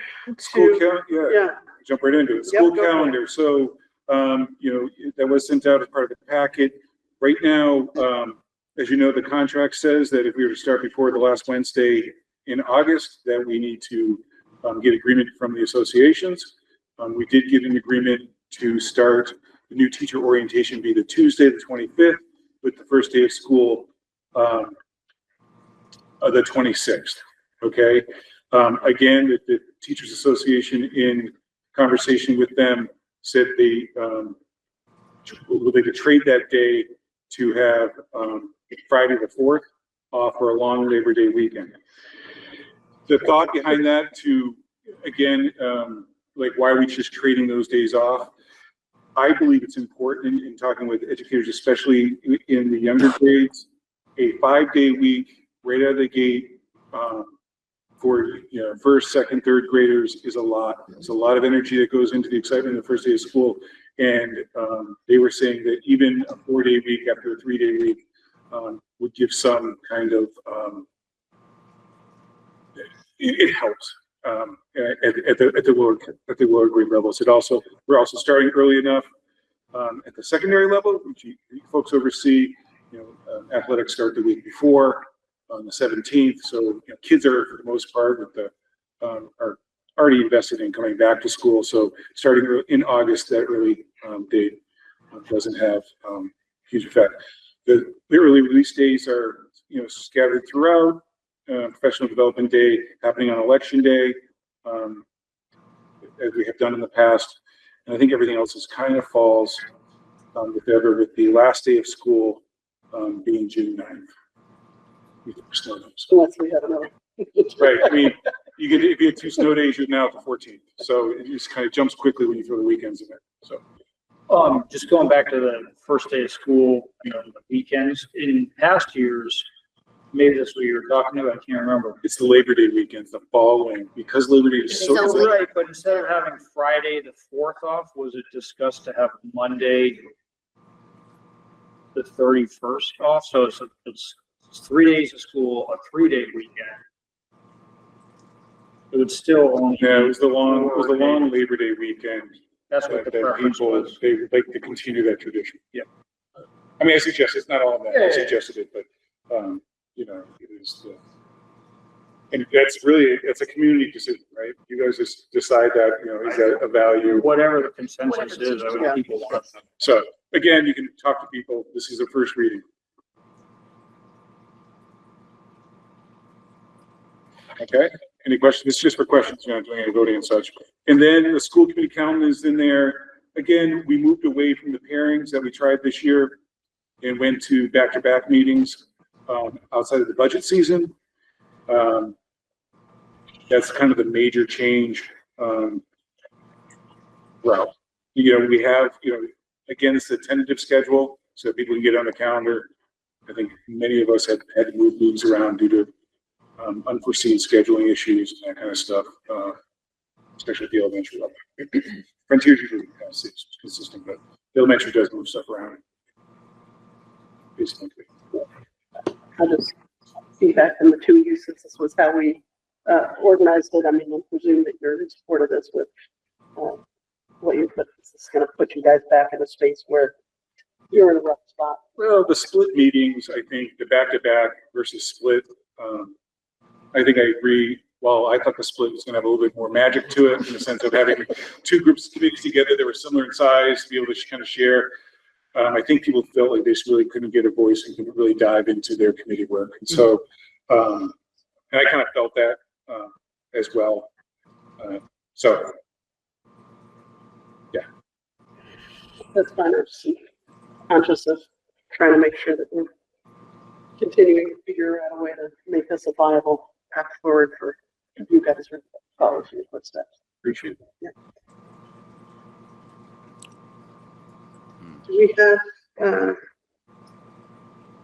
have to do anything different with this retainer? So, thank you. The Frontier oversees the central office. In central office, as a committee, this doesn't go to all the committees. You guys are in charge of that. The Dupree law offices have increased their rates been based on use and I guess market. So, and if you could, I sent the change on to you. You do need to vote to accept the new contract and direct the chair to sign. It is with you, not with me. It's your attorney. And so I was looking to update the retainer. A small increase. Can you tell us what it is now?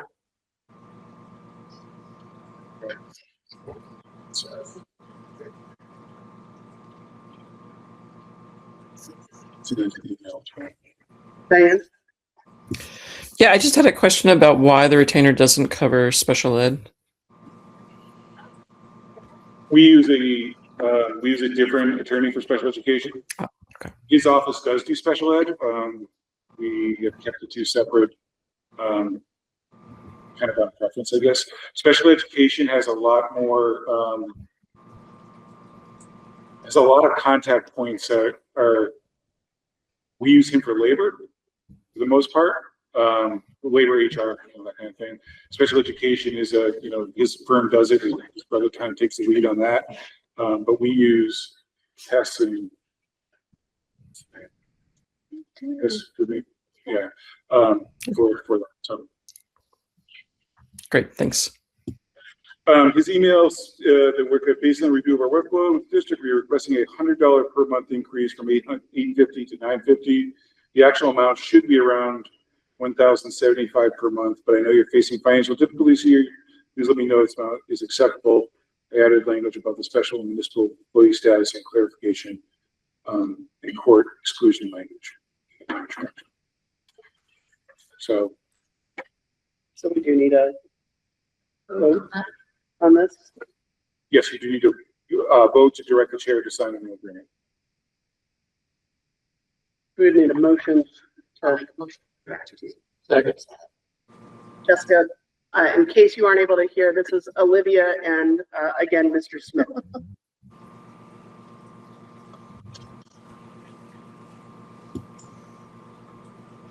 Ready to vote?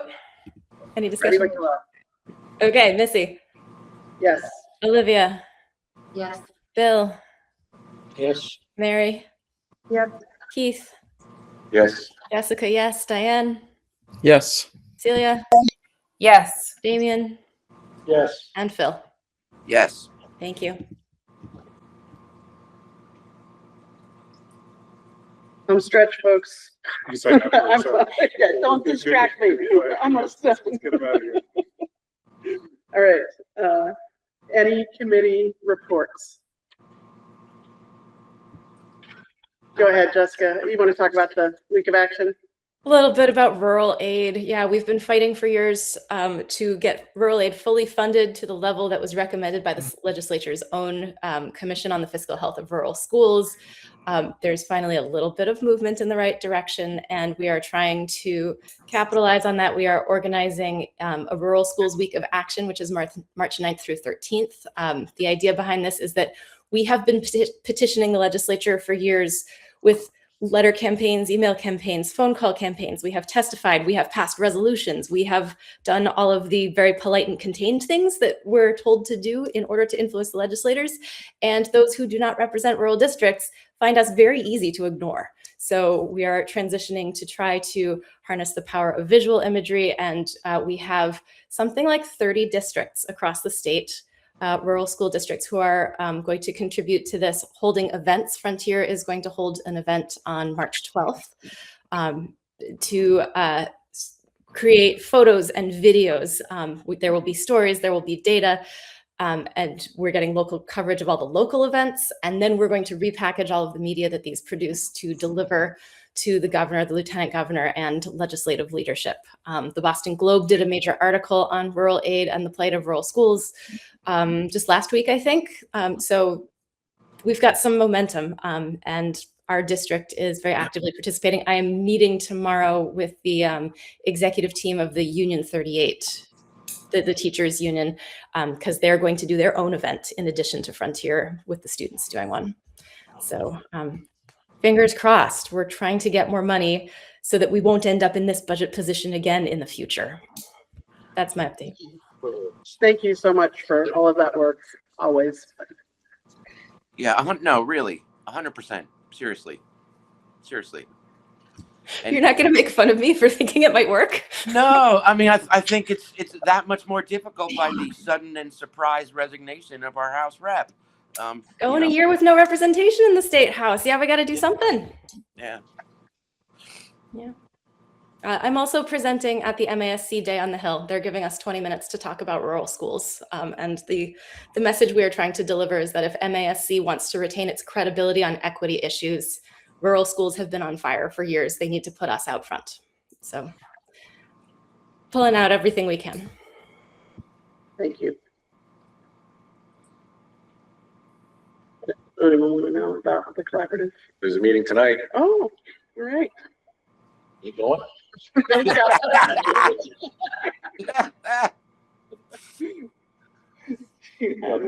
right. What's that? They're probably still there. It's a possibility, yeah. I'll hop online and figure it out. All right. Will someone who's I'm sorry, it's me. I'm sorry. This is my first time through the rodeo. I'm really sorry.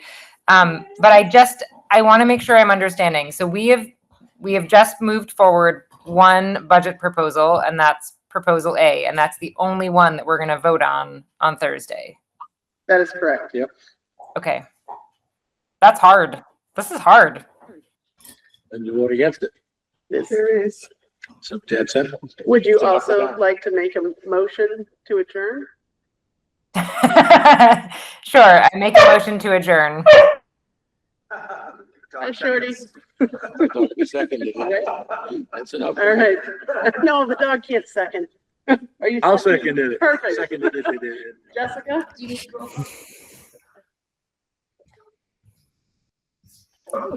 Technically, we need a roll call. This is silly.